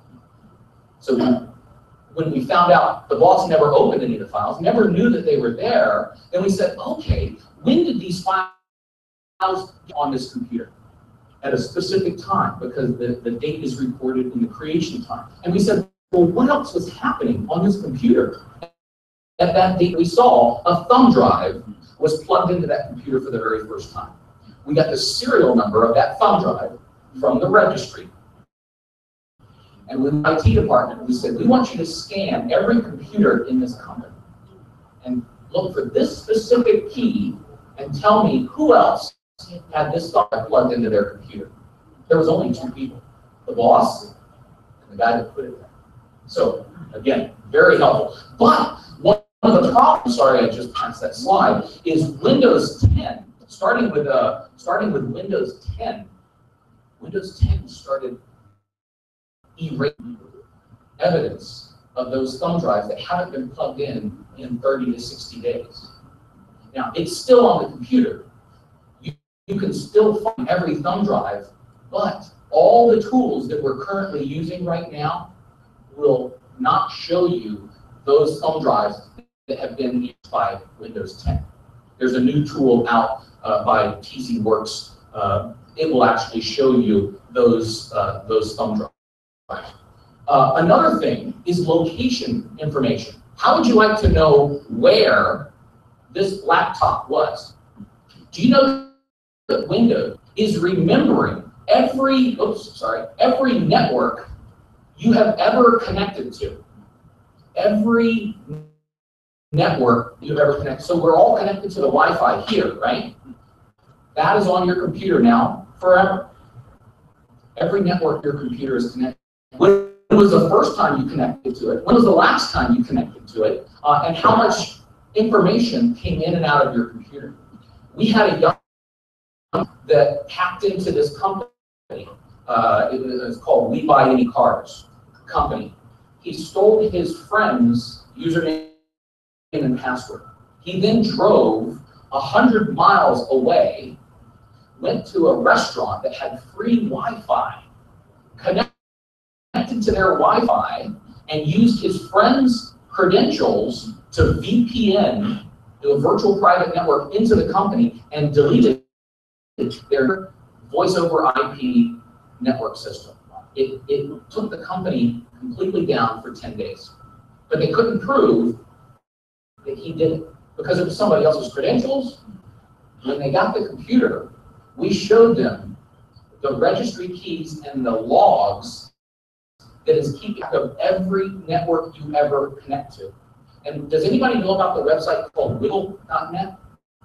This is a great little website. It's wiggle.net. And wiggle.net is a community-sourced website. And you can actually do a search, and your computer, for every network you connect to, it's remembering the serial number of that wireless hotspot. We just put in that serial number for the wireless hotspot into Wiggle, and it said, oh yeah, I've seen that network. This is my computer, by the way. I was in the back of a taxi in Bucharest, Romania. I did not connect to any network, but my computer was recording what networks it saw. And it saw this network called the Pet Salon in Bucharest. And here was the first time it saw it and the last time. And it'll give you a GPS coordinates of where that network is. And you can zoom in and you can see there is the salon veterinary. There was the pet salon that had the wireless network. We were able to say, your computer was at this restaurant 100 miles away at the exact same time as someone from that restaurant connected to the company using someone else's credentials and hacked the company because we knew where to look. And then, of course, there's web browsing. Of course, everything that we find is being tracked. We can find out what websites they visited, the searches that they've conducted, and the private browsing. Even the private browsing is being tracked. How many people are familiar with the tool, the forensic tool, Internet Evidence Finder, IEF? Okay. What I will do is I will maybe can send it to you. Would that be appropriate? If I send you a license key, I can give everybody a 90-day license key so that you can download this forensics tool and use it for 90 days for free. It's fantastic. It will scan computers, phones, iPhones, Androids, tablets, and it'll every website that they've gone to, all the searches that they've done. Here's your WhatsApp. Here's your chat messages. It organizes it very, very new. Really an incredible tool. So again, the future. This is one less. The future of all of our computing environment is to synchronize our lives. And what does that mean? If you're at home and you're in your home office and you're surfing on the internet, and then you get up and you go down and you open up your laptop or your tablet computer or your cell phone, you can see what websites you were visiting on your computer upstairs, on your desktop. And this is happening across all of our devices. So no matter whether you have a Mac or Windows, just a good example, they're all synchronizing everywhere that we've been. We had, unfortunately, this was a terrible situation for us. We had a private healthcare company that fired someone. I was teaching them forensics, and I told them about this, and they said, we think we have a problem. Can we take it? We just fired this guy because he was surfing to very bad websites on his company computer. And it's wrong, so we fired him. And so they showed me his evidence, the computer evidence. As it turns out, he was not using that computer, the company computer, to go to those websites. He was going out to his car on his tablet, which was logged into his Microsoft account like his work computer, and everything that he was doing on his tablet out in his car on lunch was being synchronized to his work computer. Yes. But this is good for us too, because if he tried to delete it from his tablet, it's still on the other devices. You have to be careful. If you have an iPhone, you've probably seen this. If you open up your Safari application, and down here at the bottom right, you see the little two boxes. If you click on that, you can scroll down to the bottom, and these are all my other computers. You can see there is my computer at one house. There's my iPad. Here is my computer at my home upstairs in my home office. There's my laptop, and you can see all the web pages that are open on all my other devices. That's how I found out what I was getting for Christmas this year. My wife was using one of the computers, and I looked, oh, hey, that's nice. No, I increased the value of her. You don't want her to get you something big and you get you something small, right? Then you're in trouble and you're sleeping on the couch. It's terrible. And then, hey, you were talking about, you analyzed in your case the GPSs of the ship, the boat. Well, we're all carrying with us GPS devices, right? Let me ask you, how many of you have an iPhone in here? Pull iPhone out if you have one. I'll open it up for a moment. I want to show you something. And if you open up your iPhone, go to your little settings icon right here. Settings icon. Go to the settings icon. I'll wait for just 1 second because I think you'll like this. So open up your iPhone and go to the settings icon. Now in the settings icon, you'll see privacy. Click on the privacy tab right there. Click on privacy. Now after you click on privacy, at the very top you see location services. Click on location services. Now scroll all the way down to the bottom and you should see system services. And click on system services. And then toward the bottom, you'll see something called frequent locations. If you click on frequent locations, you'll see a list of every you have been in the last 30 to 40 days. Now, if you click on any of these, this is Amman, Jordan. I was in Amman, Jordan. If you click on any of those locations, It'll you everywhere you've been in that city in the last 30 days. If you click on that, it will tell you, this is the hotel I stayed at. It tells you what time did you get there, what time did you leave, what time did you get to work, what time did you leave, what time did you get to the bar, what time did you leave. Now, yeah, see, I see a small twinkle in some of your eyes, and I know what you're thinking. You're going to go home to your husband or your wife and say, give me your phone. Don't do it. Don't do it.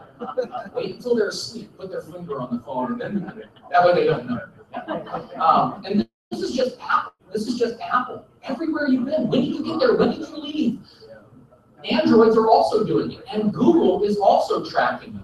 If you're using the little Google, look at this just real quickly. Google is sending all of this information up to Google servers where they're keeping it forever. This is me going to work in the morning.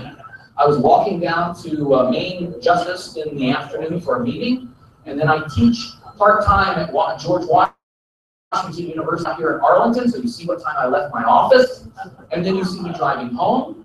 They keep this forever. Here's 2 weeks. I went from Washington, D.C. to visit my father. This is my favorite barbecue restaurant in Asheville. This is 30 days. You can see I went over to Thailand and Korea and a little bit all over. Yeah, and they're keeping that forever, not just 30 to 40 days. This is why your phone will sometimes say, hey, you usually leave work at this time. If you leave now, it's going to take you 20 minutes to get home because the traffic is starting to build up. Right? Very good. So these are just a few of the quick triage forensic artifacts that we can do.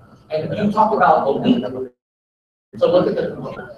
You can do this in a matter of hours and find out, here's the last 4,000 documents, Word documents, or the last 4,000 pictures, or the last thumb drives or networks they connected. Where was this computer? These are all just a few. So at the end of the day, to finish my time, digital evidence is part of every crime we investigate, everything that we do. Digital evidence is a part of every case that we investigate. And we never do a full forensics. We never find all of the evidence.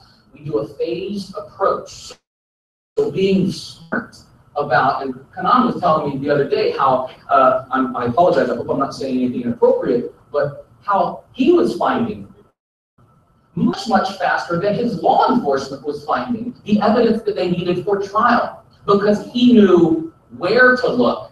He wasn't just looking at the whole computer. He knew exactly where to look to find evidence that he needed for prosecution. And of course, when he does that, he never actually gets fun in trial because they plead out and say, okay, you found enough, I'm guilty, let's go home. The last thing I want to leave you with is digital must be a collaborative effort. If you're sending your computers and phones to the lab and they're not talking to the prosecutor, you're missing a lot of information, you're wasting a lot of time. The investigator, the forensics examiner, and the prosecutor need to be talking constantly, every week.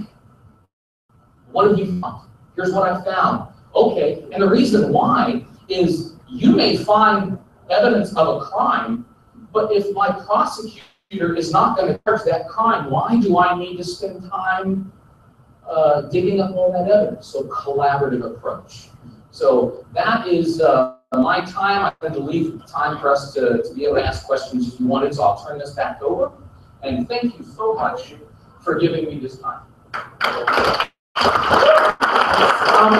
Earlier you said you have issues about asking my audience to applaud for you even before you do your presentation. I will ask them. Did you regret that I asked you to applaud for him even before his presentation? Did you? Oh, see? Okay, so see, you were so engaging, so charming. Thank you very much, Obi. Okay. Now, the first day of the class was engaged in discussions on the very unique challenges in the delivery of justice in the digital world. yesterday and just a few minutes ago, our conversations actually focused on possible solutions as well as best practices in combating crimes. So, with all of those matters on the table, from today onwards, what can we do to fight cybercrime? What is our plan of action within our area of jurisdiction? And what is our plan of action collectively as members of the ASEAN countries? Okay, let's see. We're going to have the last round of our discussion. So you can just imagine how animated Obi was. He moved this a few inches forward. See?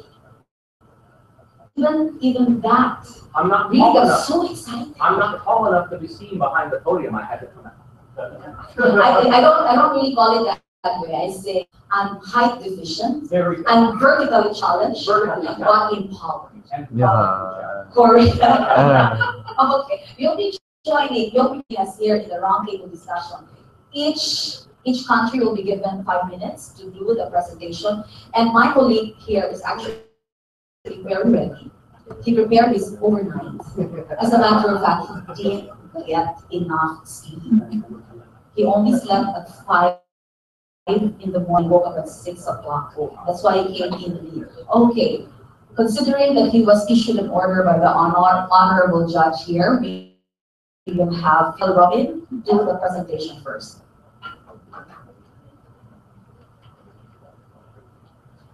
Good morning to all of you. Let me start by quoting a portion of the speech of the Singaporean Prime Minister Lee Hsien Loong. He once said, "We can't improve our lives by doing things in the same old ways when better ways have been invented. Life can only improve when we do things through new techniques, new scientific discoveries, new products, new ways of working. Now we are in the age of cyberspace. The advent of information and communication technology is undeniably the most remarkable achievement of this age. It is a development in our civilization that's been conceived for good. However, in the hands of the ill-motivated, it is instrument of greater evil. We cannot deny that traditionally all our criminal laws are territorial in nature, and we treat it under the principle which we call the principle of territoriality. But now we are faced with a criminal scheme that goes beyond territorial limits of any state. This is a problem that not only a specific territory or a specific nation should face, but this is a menace that all of us together must address. Now I'm going to present to you our country's projection on how to effectively combat this criminality. To strengthen our response to cybercrime, we are, and in fact, we have come up with a proposal for a version 2 of the cybercrime law to amend the Act 10175 to be able to take into consideration legislation in other jurisdictions in order to level the playing field between the Philippines and its foreign counterparts.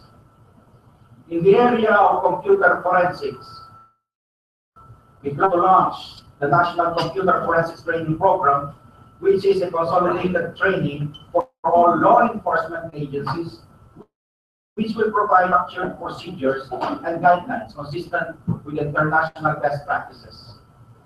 To more effectively address child pornography, we have plans to put up a centralized database system to store all known child pornographic materials gathered through investigation and intelligence gathering. This will be integrated in the upcoming National Justice Information System and to other international systems such as the Interpol. These week-long discussions have brought to our attention the need and the indispensable need to work together, because this issue does not only concern one individual, but these issues the entire humanity. We cannot avoid working together in order to effectively combat this crime, this criminality, and that is why the Philippines is bound to be part of the Budapest Convention, and we are now in the final process of achieving or having the favorable ratification by two-thirds vote of the Senate in order for us to be able to accede fully to the Budapest Convention. This we do because we understand that unless we work together, unless we coordinate our efforts together as nations, as ASEAN, as members of this world, of this earth that have, we cannot effectively address these problems. We're looking forward to more cooperation, to a more numbers of capacity building activities that we will do together, and also our actual and practical cooperation and interoperability quest to quell this cyber criminality. Thank you and good morning. Thank you very much, Prosecutor Validation from the Philippines. May we now proceed to our friends from Indonesia.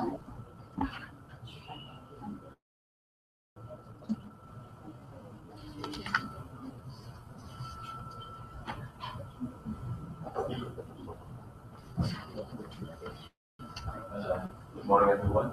I just want to tell you about until now we have built up the basis of the international standard operation for the evidence, and also we did all of the investigation case for every case, every crime case, and yeah, and also we cooperate with many countries about the training, investigation training, and forensic, digital forensic training. Thank you. After Indonesia, may we now hear from our friend from Thailand, sir?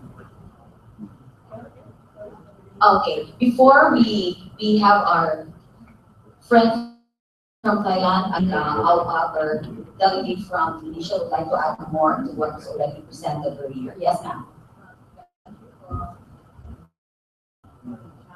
I would like to add more information about the legislation program. Ma'am, excuse me, I'll give you this microphone. Thank you for the chance. I would like to give more information about the legislation program in Indonesia. that Indonesian government has a lot of efforts related to the cybercrime in legislation. Recently, the government of Indonesia has been preparing three important bills related to the cybercrime. The first one is the bill of the criminal code. The draft of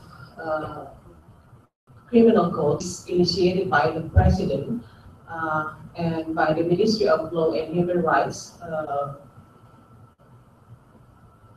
in its scope and its duties and responsibilities.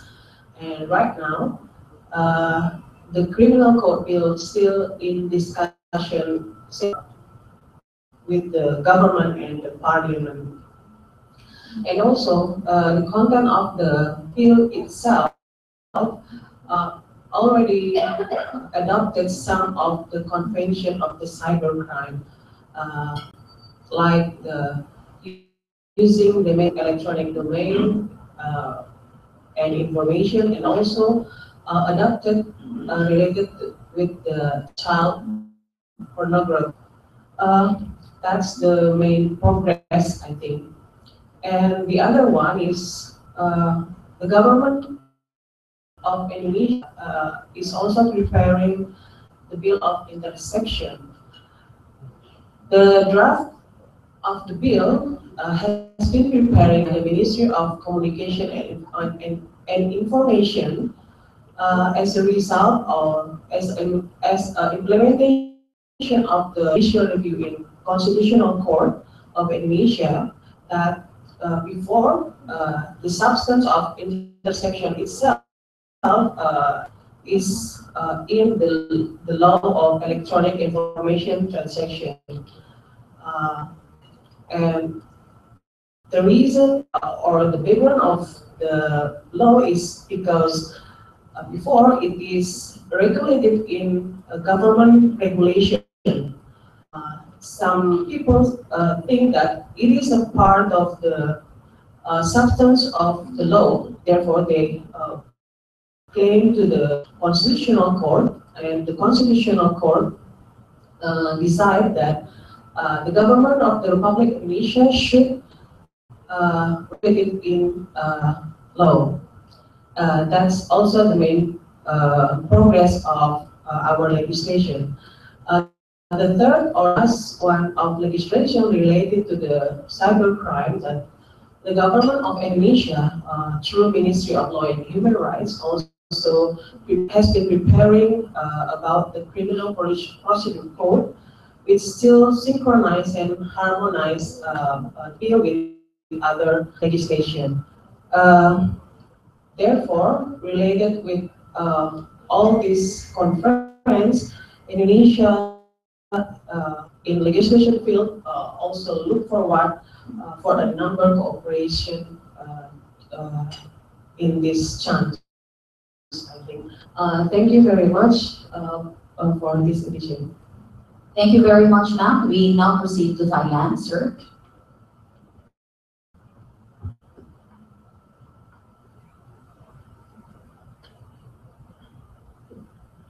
So Thailand has taken the importance of cyberspace as it is a part of our everyday life. And the cyberspace environment is more borderless and complicated and transnational atmosphere. So we acknowledge them as it can be handled without. By the way, it's also put the risk at us, right? Then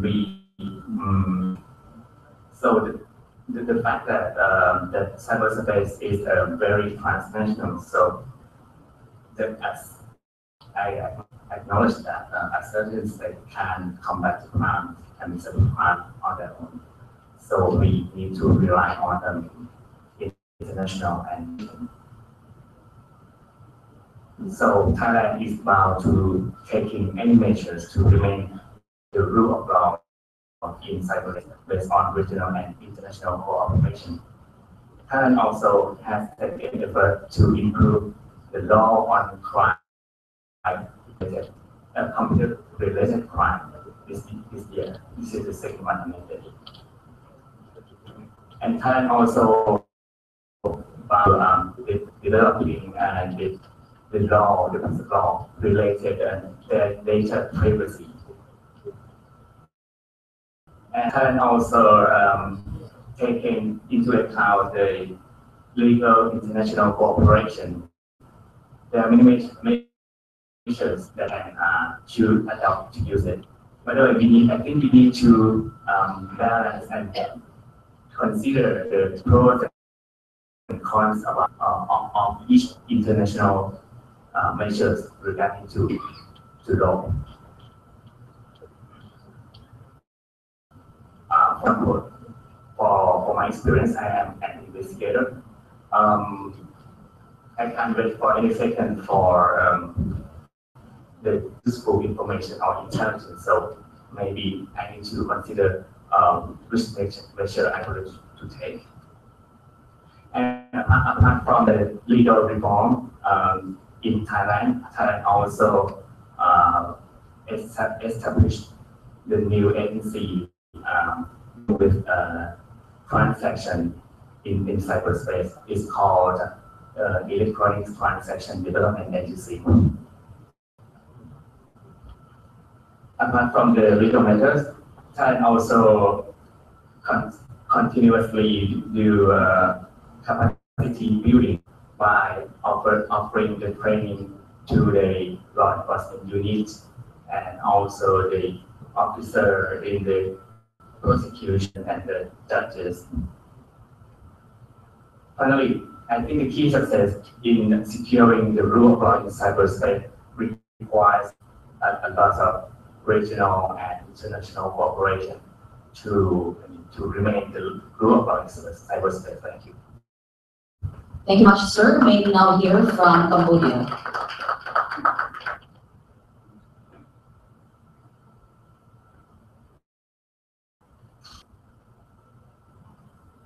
For the last 3 days,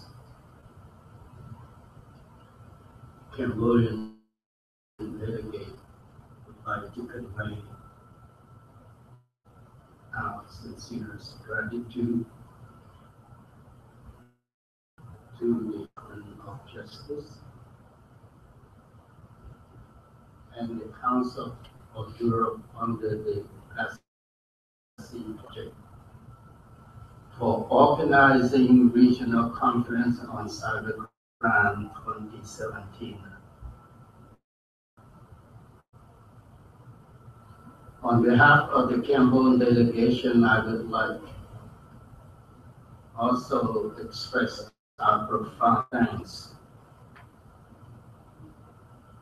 to the honorable speakers traveling far from home and loved ones for your presentation, guided us to enhance regional and international cooperation to improve the rule of law in cyberspace. The honorable speaker tirelessly elaborated the complexity of cybercrime and electronic evidence in the cloud challenges. You remind us the criminal must therefore keep abreast of technological developments, which offer highly sophisticated opportunity for misusing facility of the space and causing damage to legitimate interests, giving the cross-border nature of information network a concerted international effort is needed to deal with such a misuse. the Honorable Speaker frequently urged us to adopt legislative and measure as means necessary to establish as a criminal offenses under our national law to criminalize offenses related to misuse of devices, computer-related forgery,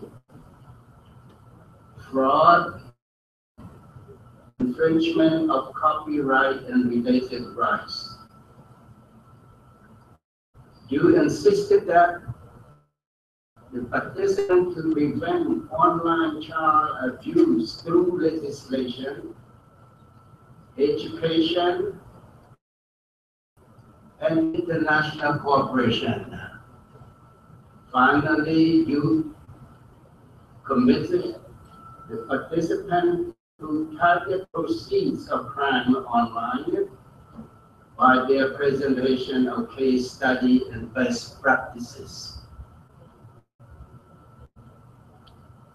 Our observation on the above recommendation of the Honorable Speaker and participant convinces us that it does not matter how best our rules of law, how and best equipment are, if the political will of the relevant national authority is not compromised. We strongly believe compromise political will of either national, regional, or international relevant enforcement entity may be utilized as means and way to ensure to effectively build the cross-border cooperation and coordination among regional and international law enforcement. At least the aforementioned relevant law enforcement may rule out the criminal obstruction of justice, not completely, but somewhat helpful and reliable cross-border cooperation and coordination. Cambodia need to understand and assist to strengthen our cyber capacity building in order to collaborate with you to successfully suppress cybercrime that seamlessly hamper our daily life. And thank you. Thank you very much, sir. May we now hear from Myanmar.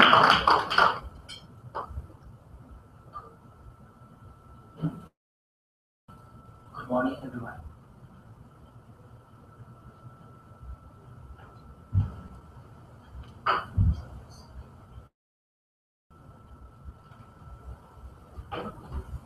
Everyone knows now internet usage is increasing daily and everywhere. Cybercrime gradually increasing because study now power on online. Nowadays, why is developing so fast? Every person owns at least mobile phone, laptop, computer, and personal uses. Almost the people store their daily life, personal data, picture, document, etc. in the mobile phone. The main purpose is to use daily life data with mobile data. Now people used to store their data in the cloud. This is our challenges. For our law enforcement agency, we need more training for cloud challenges. The biggest one for our country is promulgate cybercrime law and enforce it in every sector. And before promulgating the cybercrime law, our law enforcement agency and related organization will take together to conduct the approach to the chess of cybersecurity and crime.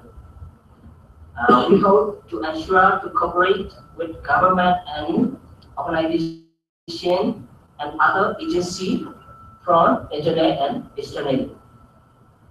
Thank you so much. Thank you very much, sir.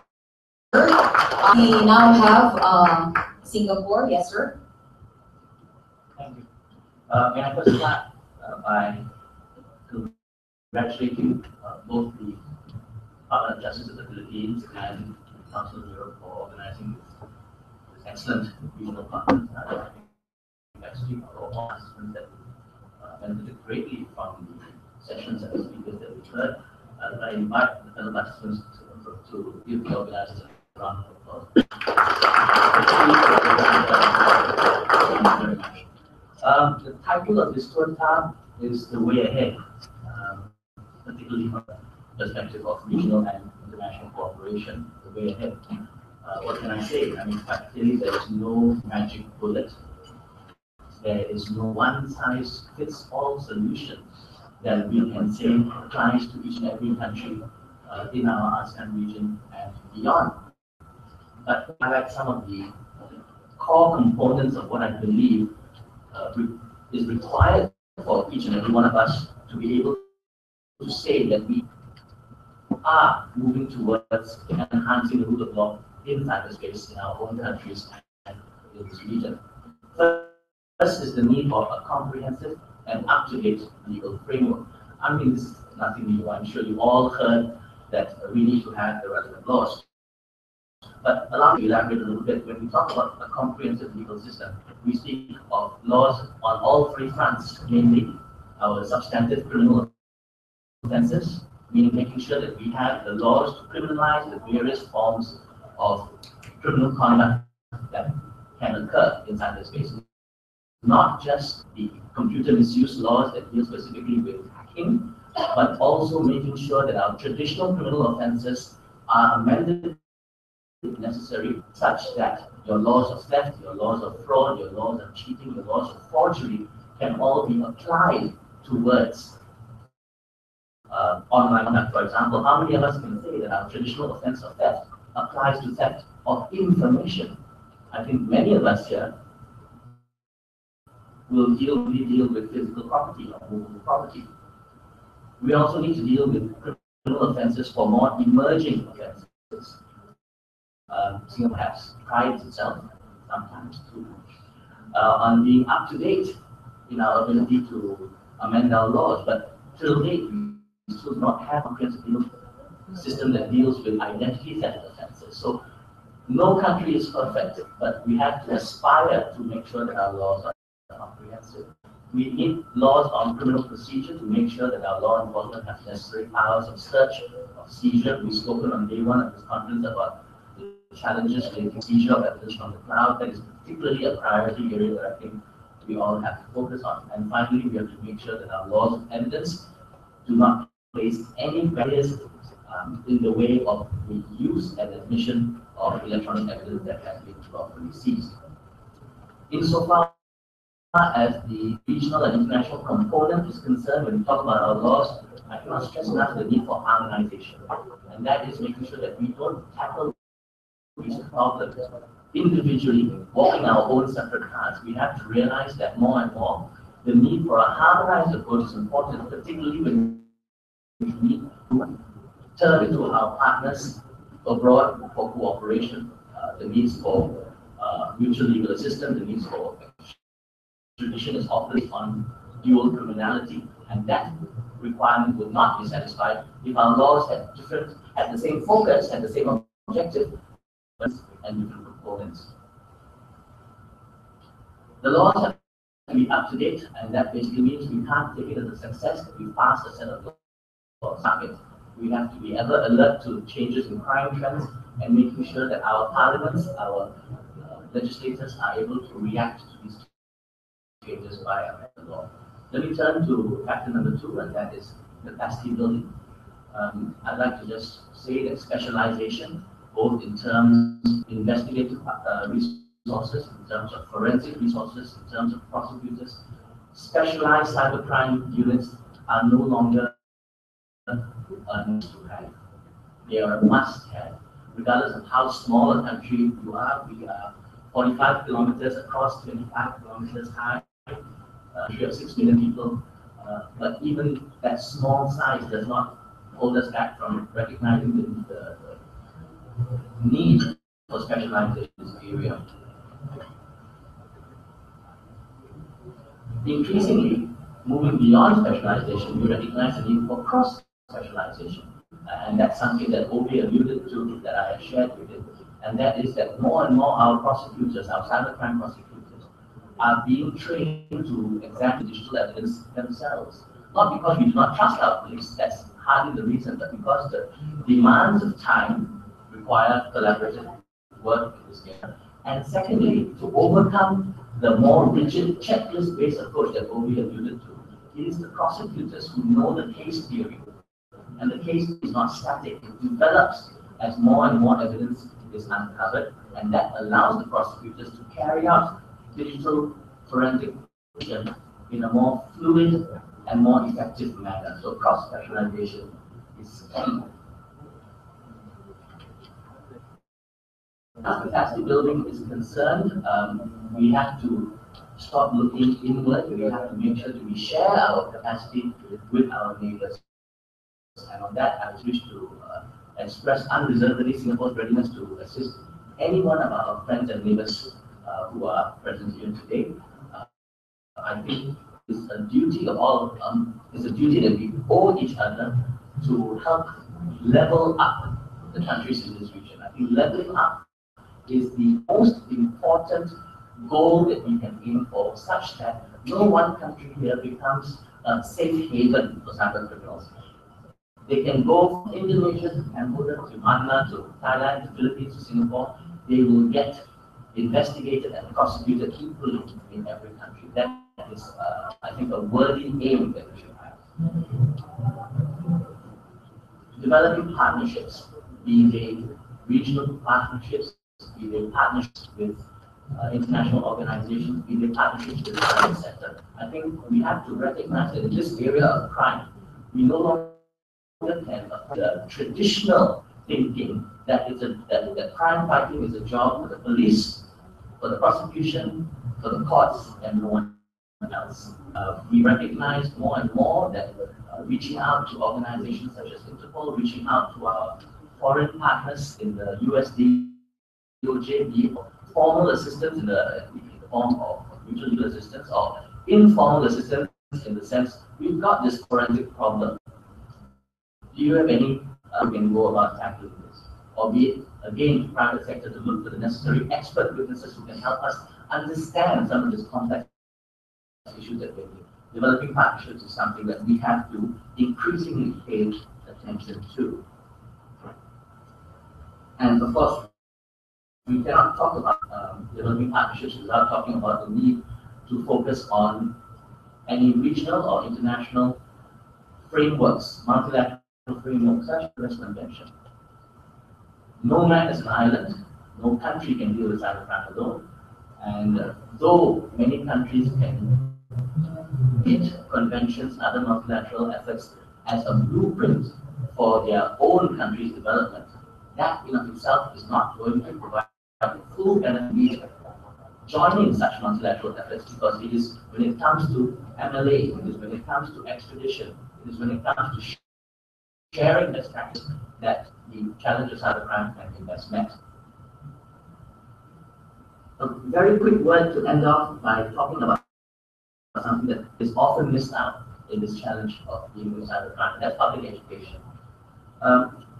Between January and August 2016, victims in Singapore, not businesses but private individuals, lost $60 million to a single form of online scam. Just one scam, and citizens in Singapore lost $16 million. And what we realized is there was an urgent need to alert other Singaporeans to the modalities, maybe the methods by which this scam operated. So the Singapore police embarked on a very aggressive publication campaign, not just through the traditional forms of television advertising, radio advertising, but issuing mobile phone apps. Yeah. Many of you will know there's an app for that. Well, there's an app for this. And what this app did is it provided timely scam alerts. Whoever had that app, describing the nature of the hack, describing what to look out for to identify this particular scam, and what to do if you were potentially a victim of this scam. I think that's something that we ought to look at as perhaps being something that we can replicate elsewhere. In terms of public education, I think there's a great deal that can be done to deal with the lax security mindset of companies in our various countries, be it in terms of poor password policies or be it in terms of poor policies regarding patching. Not just WannaCry, but yesterday's PayTel malware, ransomware, leveraged off systems which were not completely secure as far as the necessary patches were concerned. Our colleague from Microsoft is not here, so I can perhaps express my own disdain for Microsoft products and how unsecure they are generally, but we can't blame them entirely. It's also up to the corporate to make sure that the systems are up to date. On this topic of scam alerts, there is a thought I've had which I perhaps shared only with some during country, but not all. Let me take this opportunity to convey to all of you what I feel would be a valuable exercise, and that is for regional alerts to be sent out amongst ASEAN countries when a particular type of scam is experienced in our country on a large scale, or when a particular cybercrime is experienced in our country, rather than simply suffering with that offense by ourselves. As a responsible global citizen, as a responsible member of ASEAN, we can help each other by alerting each other. Watch out, there's this Romanian gang that's operating in Singapore right now, dealing with card skimming and unlawful withdrawals from ATMs, and we have reason to believe they will be targeting other ASEAN countries soon. This may not be something that's extremely complicated to do, but I think we should not underestimate how simple information sharing can help all of us in this challenge of dealing with cybercrime. Thank you very much. Thank you very much. May we now hear from the phone.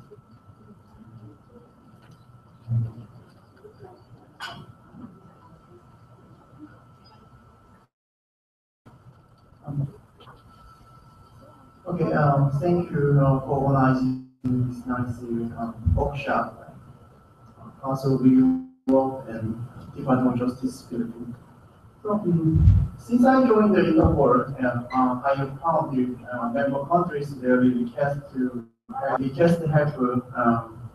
this organization. Interpol.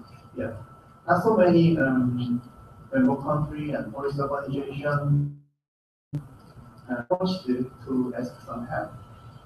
Yeah, I know most of countries suffer from ransomware, phishing email, compromise extortion, and DDoS malware.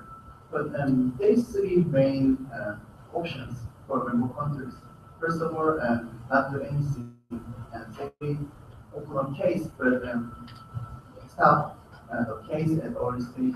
And third is anyway, make some request to other countries to MLAT or Interpol channel, then wait and forget what they did. Yeah. But so I want to suggest you next time some contact Interpol to request any assistance or some help coordination. So currently, IECI's cyber directorate, we have around 40 officers and secondly from around what? I think it's enough information to reach out most of the countries or continents.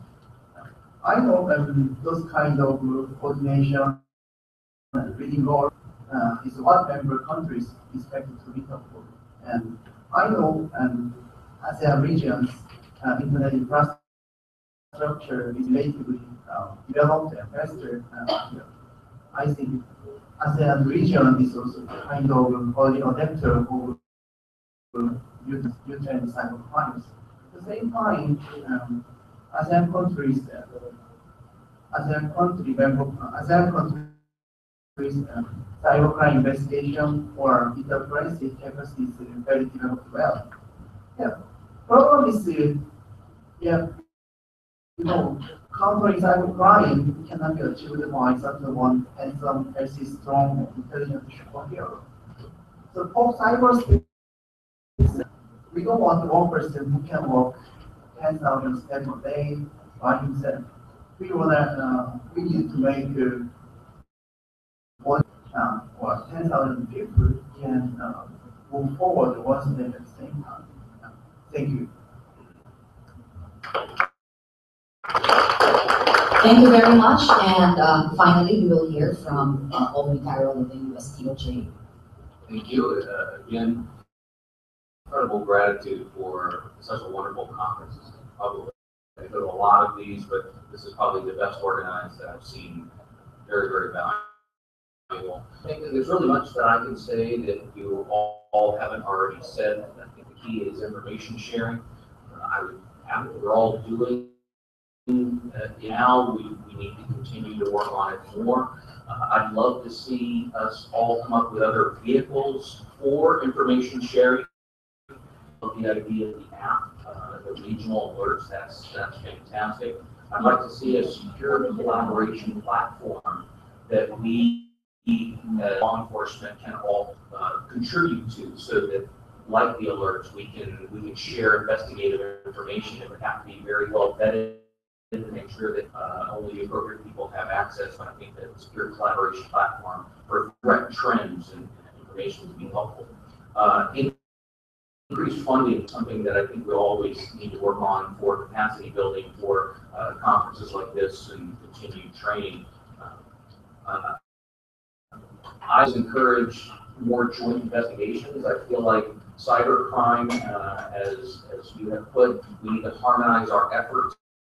Cybercrime knows no boundaries. It's global, and it would be nice that whether the crime is committed in your country or the data, it just happens to reside in your country, that we can launch joint investigations to, again, facilitate a quicker exchange of information. We all know that digital evidence and information in general in an investigation is very volatile. The longer, the minutes that go by, it is less and less value. So I think at least probably the U.S. is having the biggest challenge right now. We refer to it as the Snowden effect. It's the trend where it's now popular not to cooperate ever.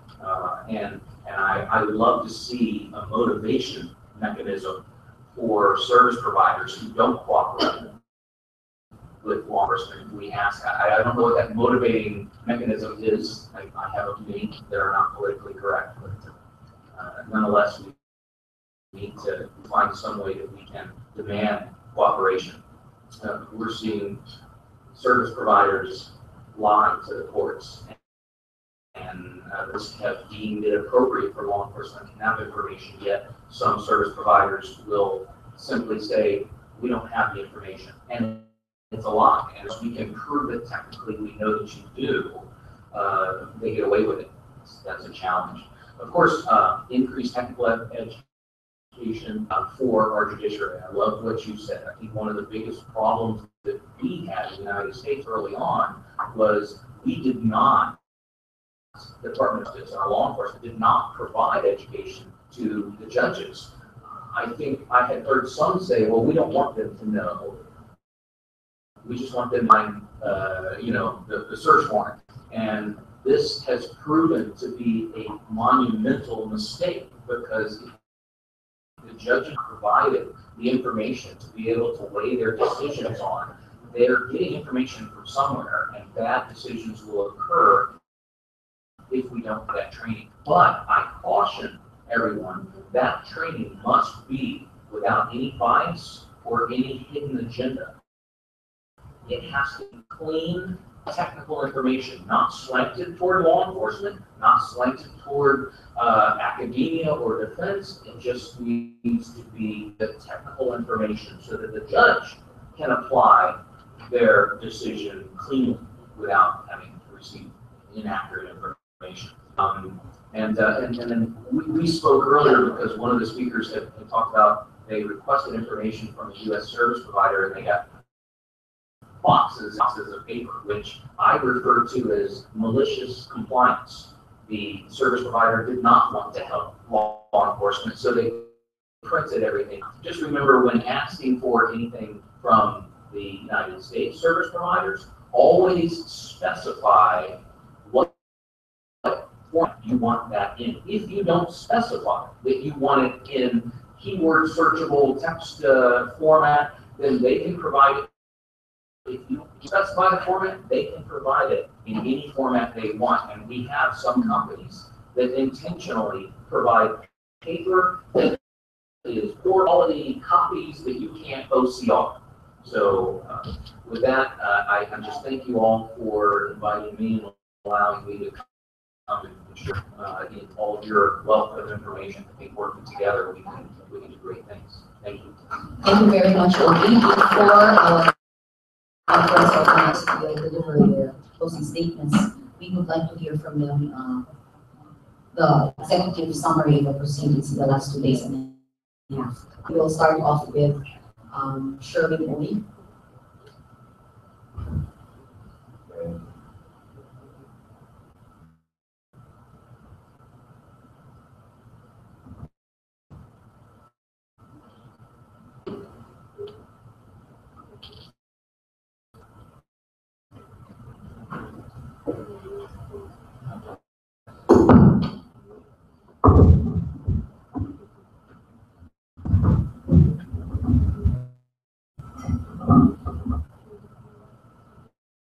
Morning. So we prepared for this conference just to document whatever was done and what was discussed. And please feel free to raise your hand if there are any inputs or comments. Okay. More than 60 of the governments and judiciary of Cambodia, Indonesia, Japan, Philippines, Singapore, USA, private sector experts from Secure, ICANN, Microsoft, and Trend Micro, representatives of institutions such as the Council of Europe, Europol, Interpol, UNICEF, and UNODC, as well as from civil society organizations, the International Center for Missing Exploitation and Raping, International Justice Mission, or IJM, and Matay Bata 163 participated in the regional conference Cybercrime 2017. Key takeaways include cybercrime and issues related to electronic evidence under economic development opportunities of information technologies, as well as human rights, democracy, and the rule of law. A more efficient response is needed.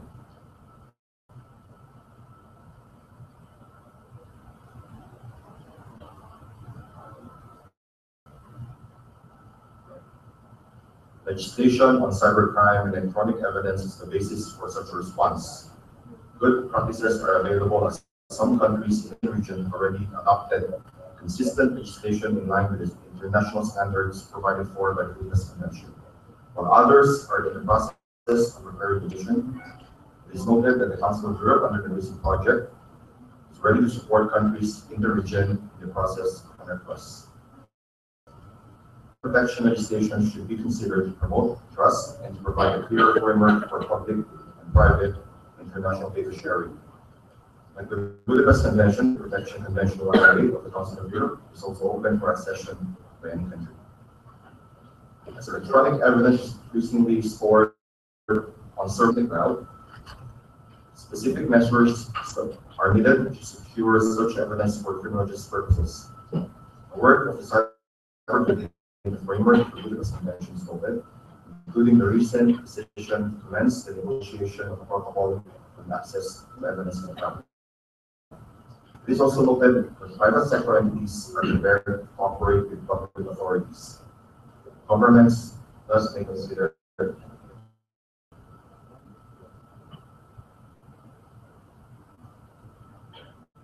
just scroll down, please.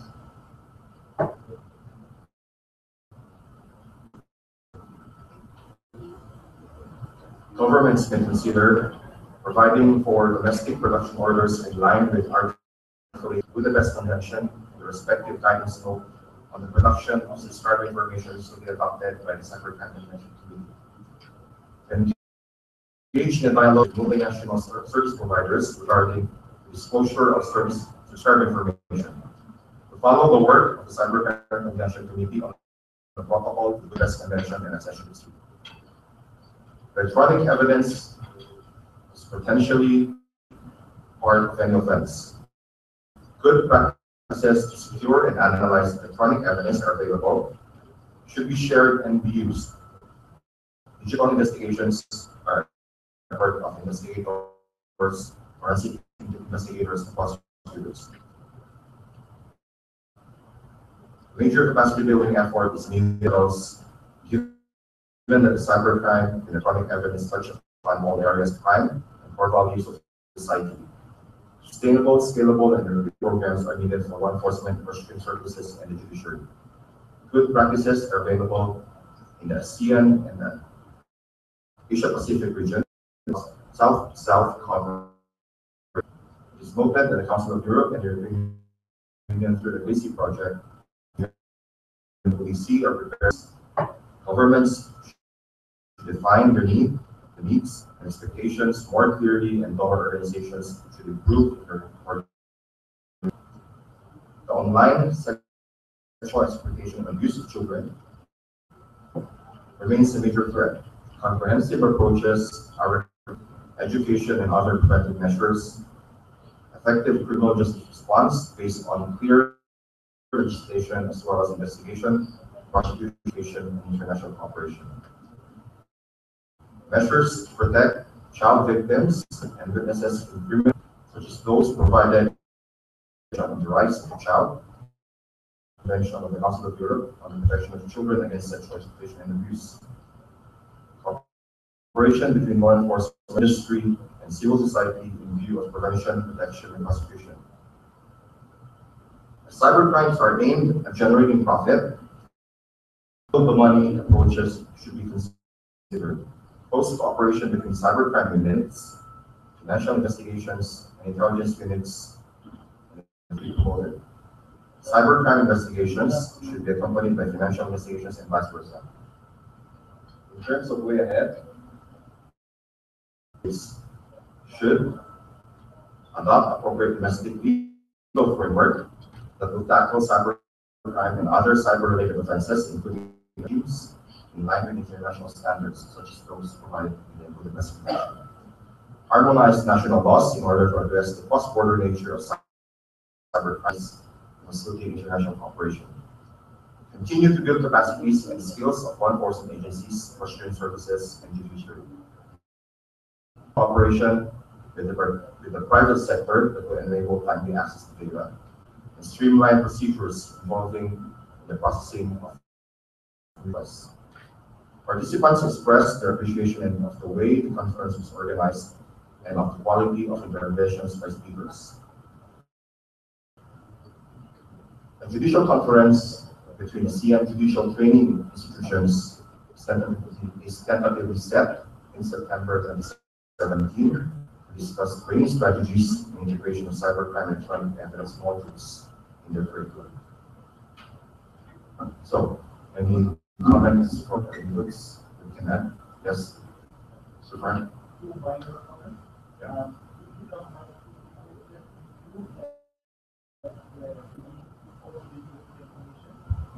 Okay. After your vote, or before your vote, okay.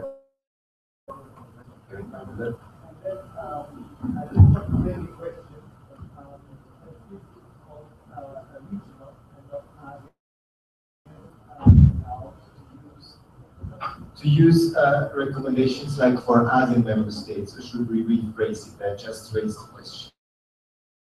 Okay, I believe the calling of the event must be first concurred by the ASEAN Secretary and ASEAN member states. But when we refer to member states of ASEAN, I don't think that would be an issue.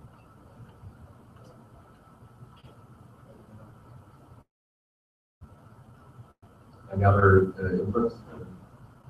Can we put European Commission after Council of Europe?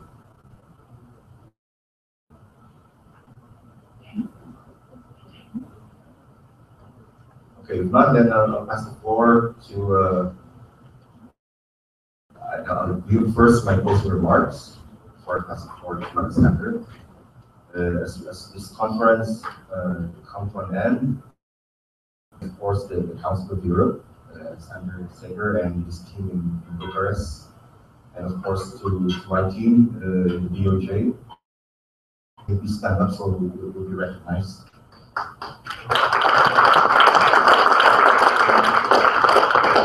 And of course, to our partners, Japan, US DOJ, Interpol, Europol, and the presenters, speakers from UNODC, ICANN, and several others. And to the participants, delegates from ASEAN member states, Your Excellencies, thank you very much for taking time to attend and participate in this very fruitful discussion. I believe that reforms in the region are coming our way. In the past 2 days and a half, I can summarize the discussion into one word, I guess, cooperation, or synchronization, as mentioned by the US DOJ a while ago regarding technologies. It should also apply among us and effectively tackle cybercrime and challenges of securing electronic evidence. So thank you very much, and I now pass the floor to Alexander Sager to do his closing statement.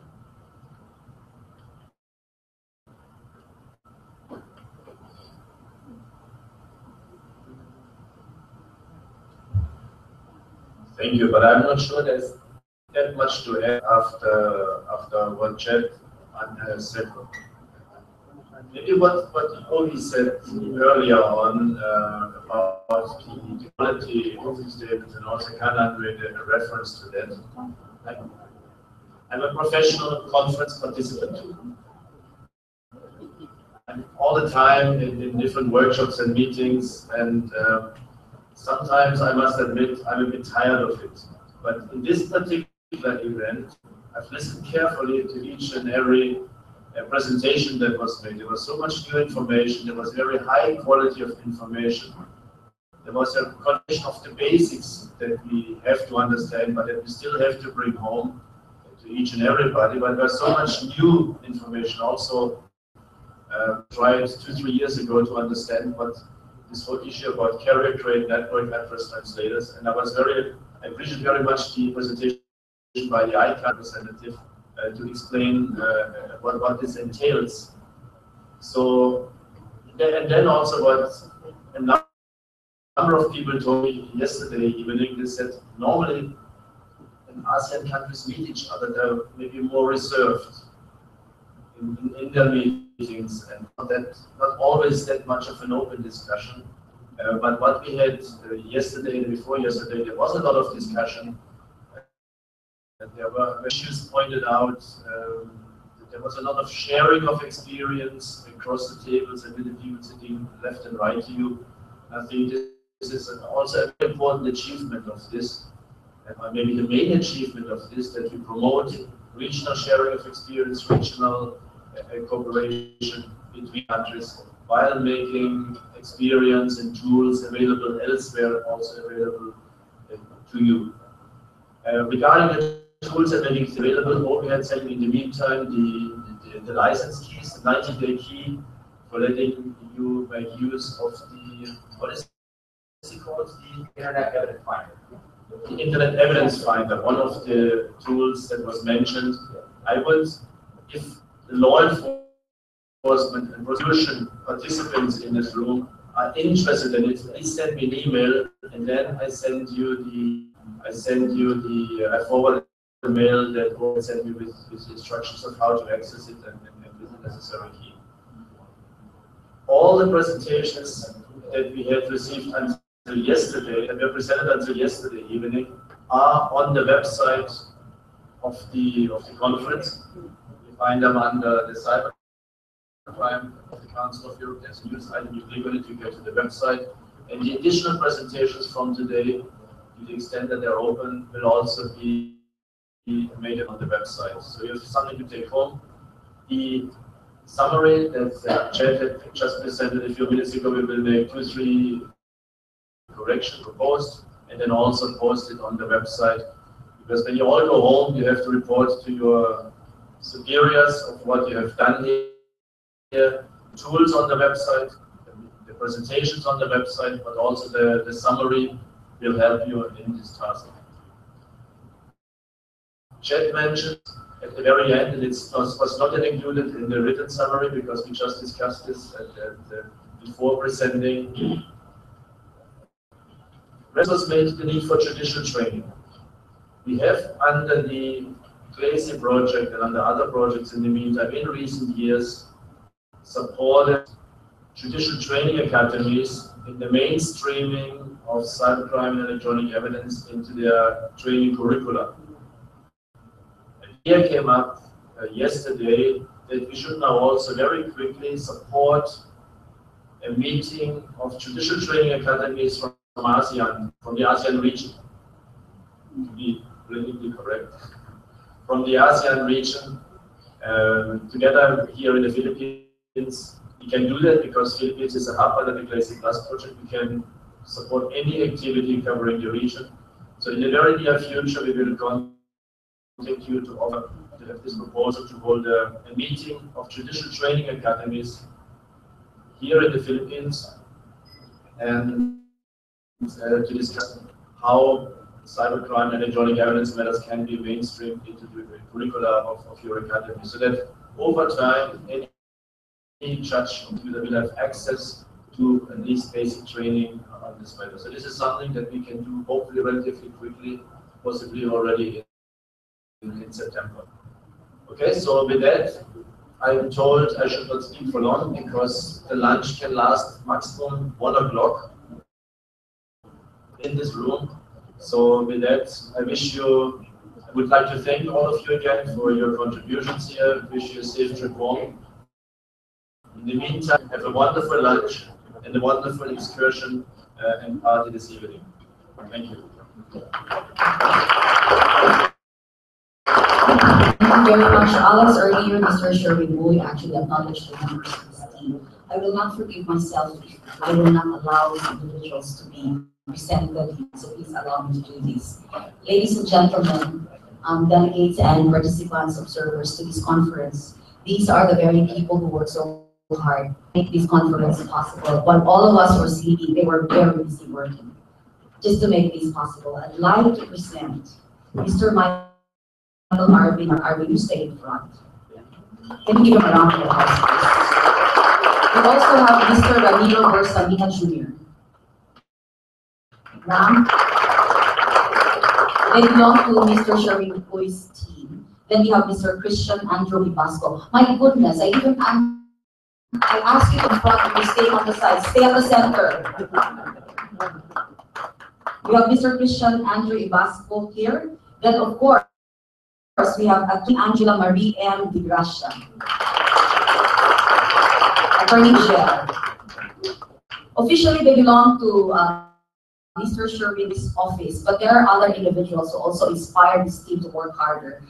These are the people who belong to the pool of speakers of the DOJ Office of the Cybercrime. So I'd like to present, of course, in front, Fiscal Robinson Landicho. He's part of the team. Stay in front. And of course, very competent, the Honorable Judge Melda Montesa.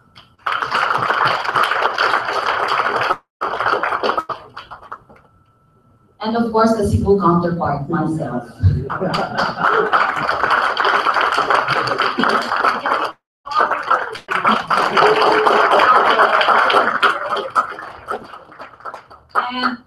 Pinoy, the team won't be complete without you here in front. So, Mr. Shaboy.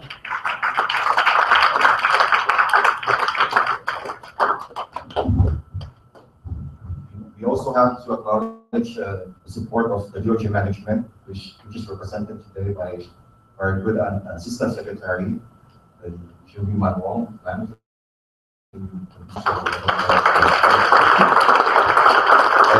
course the rest of the team in Manila, Ida, Joseph, Glenn, and the other, and Alexander's team in Bucharest, Manuel, Mateo, Polisenya, Anna, Carolina, Cecilia, and so on. The longest, so don't be offended if I post the information again. But anyway, thank you very much, and have a good lunch. There is a cultural tour prepared by the city government and arranged by our counterpart here in Cebu, and a dinner with cultural operation. So can you please announce the details? Yes, we will assemble. Yesterday I said 1:30, but we have to be at the showroom by 2:00. So assembly this time will be at 1:15, and we will start working immediately. So we can take off from the premises of the hotel at exactly 1:30. As stated earlier, please wear something very comfortable that will last you till 8 o'clock or 8:30 in the evening for the cultural presentation. So once again, daghang salamat, maayong udto, enjoy the rest of the day and enjoy lunch.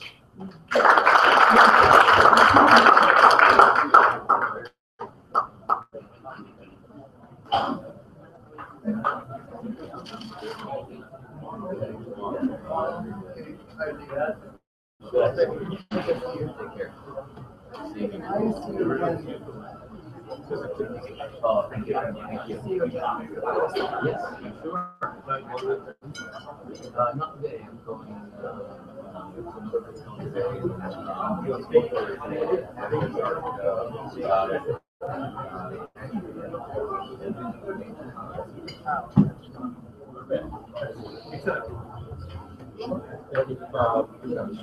it's my schedule. Probably the best point of contact for me would be Devin. Did you meet Devin? Yes. Or Tom Doherty. So talk to either one of those, and you tell them like having they'll work with your colleagues so my knowledge is my schedule. So the further in advance, the more in advance you get, the better it is for me. Oh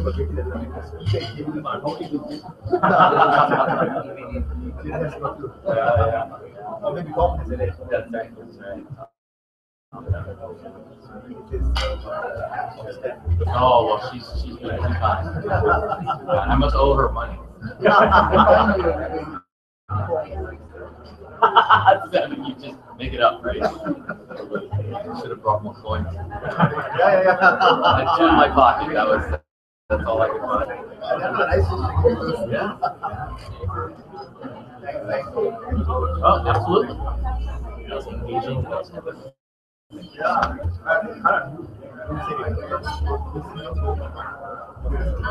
Oh,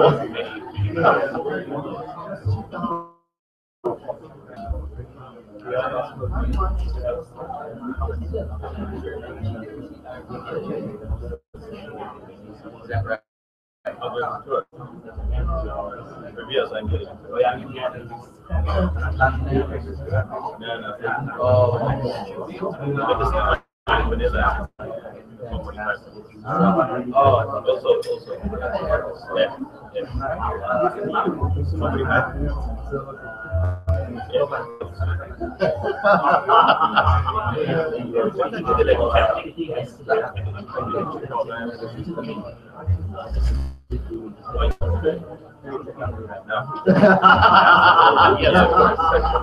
And I apologize about gushing about how well you guys do. I mean, I didn't mean to. I hope I didn't make that more embarrassing.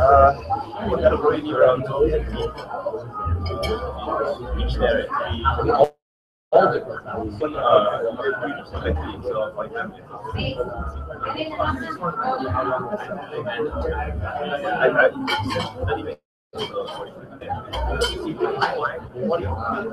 Kailangan talaga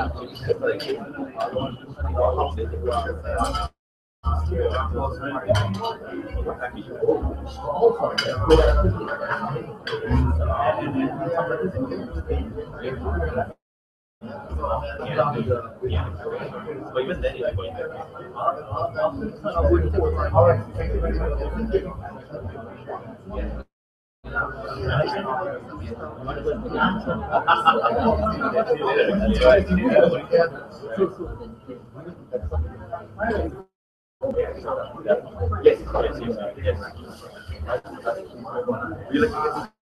Oh yeah, what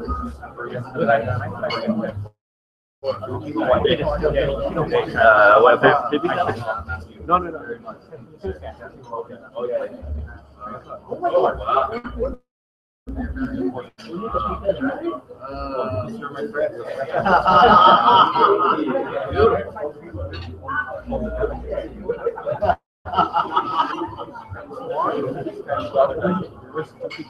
I think I see.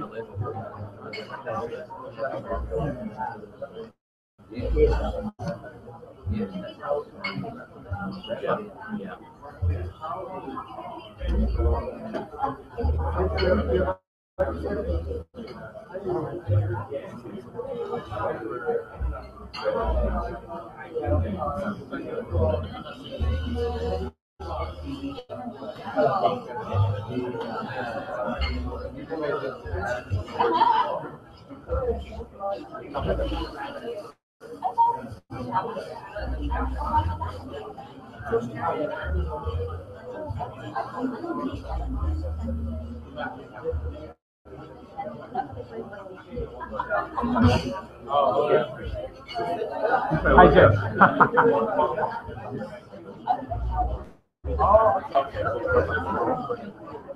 Oh, very nice. So nice. Thank you. No, no, no. It's more than chocolate.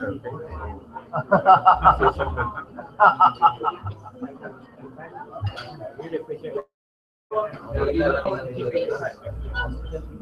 Hindi naman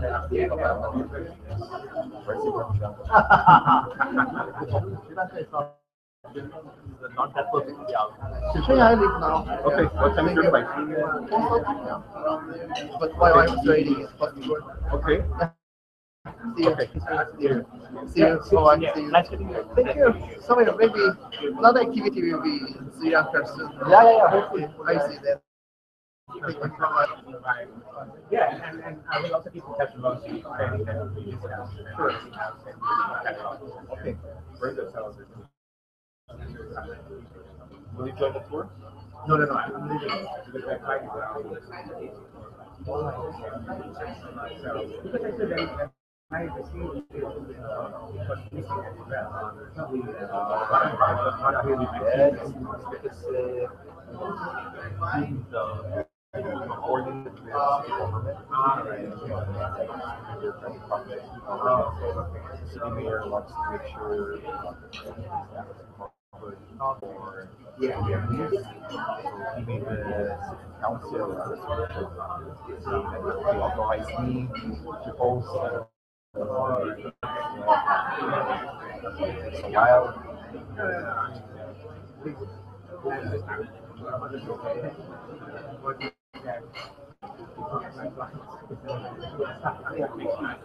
Thanks a lot, and I really appreciate all your